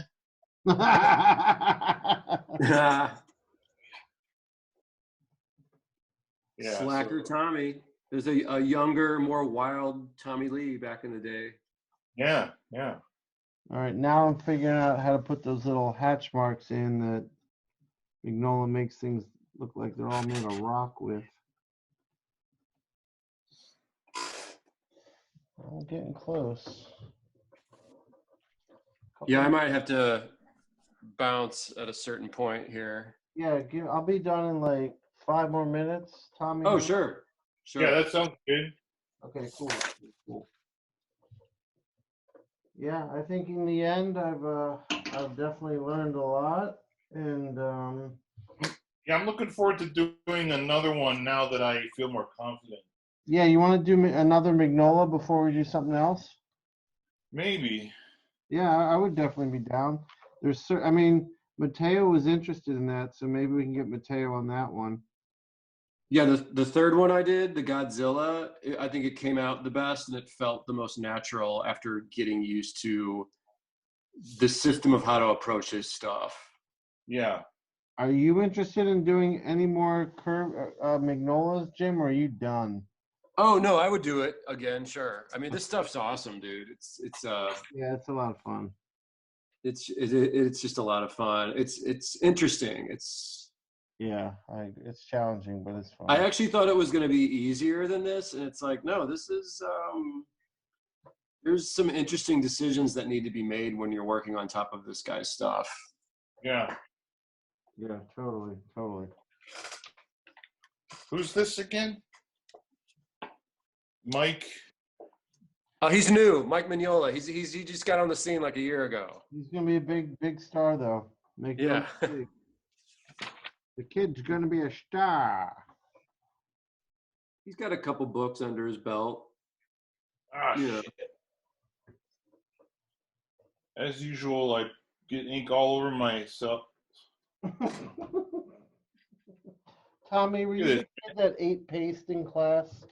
Well, I wanted to know what it tastes like, and my teacher told me that it was made of elephant snot. Oh my god! What? Yeah, and I believed it. She said that the glue we used in class was made from elephant snot. And whoa.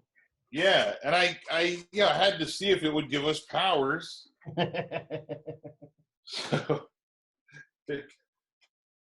So yeah, I ate some.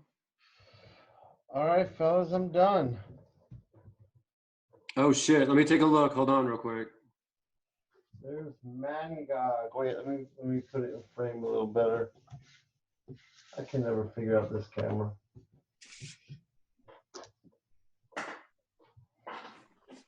Yeah, there he is. Oh shit! Okay. Oh man, Yeah. that looks great. Thanks.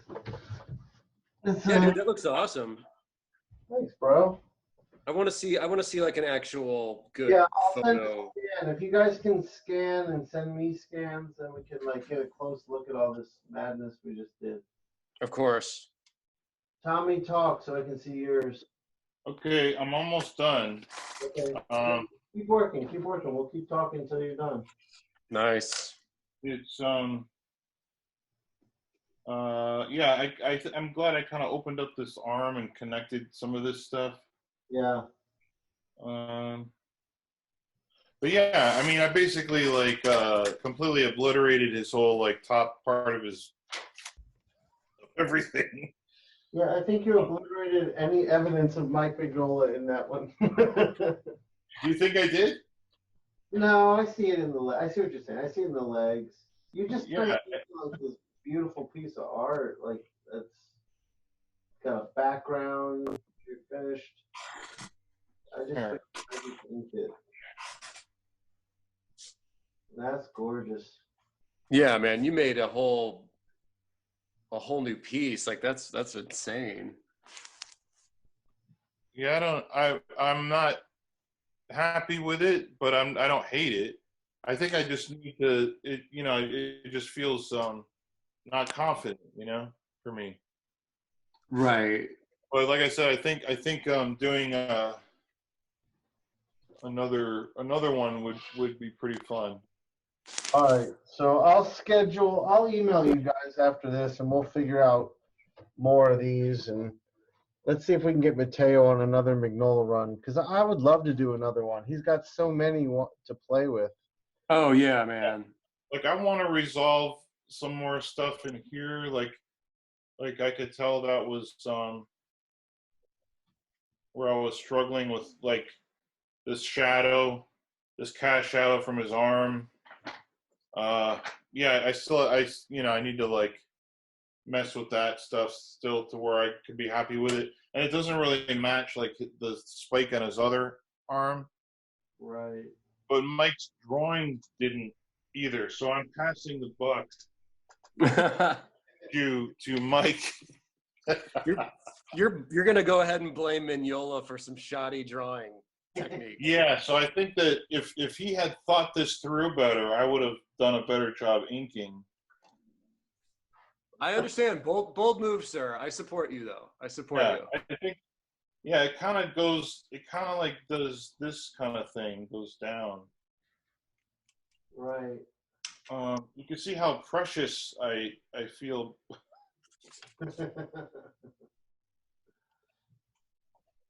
Actually, it's looking kind of cool with that shit.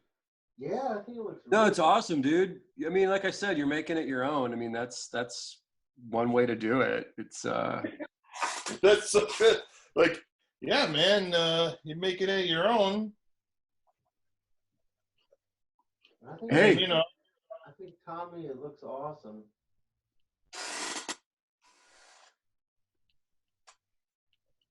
That's awesome. I think he needs.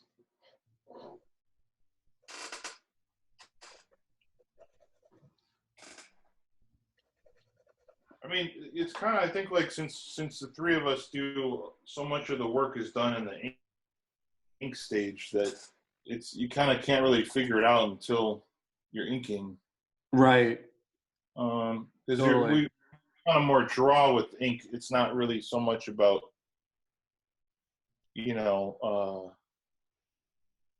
inking pencils. Yeah. Oh, completely. Yeah, I couldn't. I have to ink my own stuff. I couldn't imagine any other way. I have to have room to figure out like how to make it, like my mark making has to make sense on what I'm looking. I can't just ink something.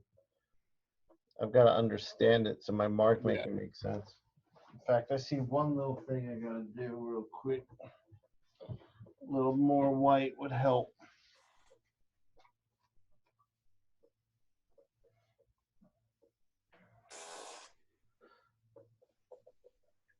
Jim, what are you doing with the rest of the day after this?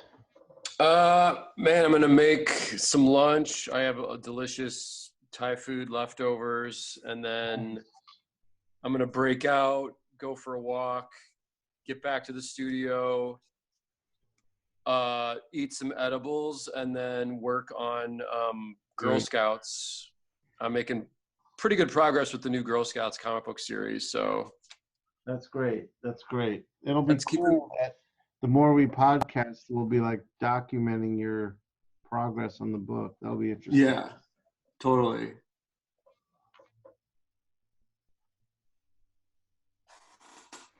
Yeah.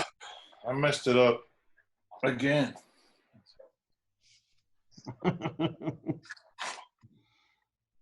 After this, I'm gonna go for a run, make some dinner, maybe have an edible. There you go. I'm gonna probably I'm gonna take Una and go for a walk. I'll see if Diaz is still at the garage. Ah, the Diaz.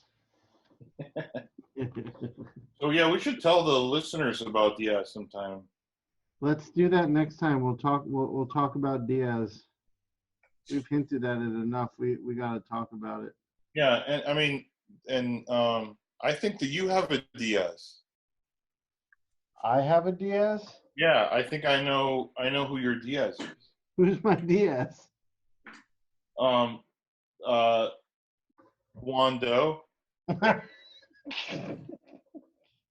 Wow. Have you not met Juan? I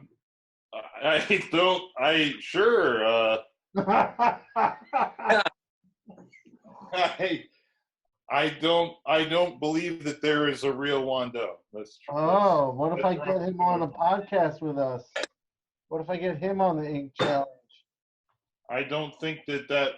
I mean, I think that you'll try and hire an actor.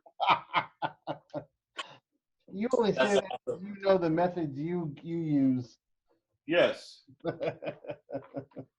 So I think that, I mean, supposedly there's, I mean, even like to the point where I've seen him, his name and email CC'd on messages that you send us, but I've never seen a reply. It took me a long time to create that fake account. I've never seen him respond. So, all right. All righty. So I know. So that is your Diaz. Okay. Sounds good. Shit, man. I don't know what I'm doing. All right. Oh, the tail looks awesome, dude. Nice. Oh, cool. Yeah, it's kind of fun to, like, some of it, I was starting to feel more confident, like, on other parts.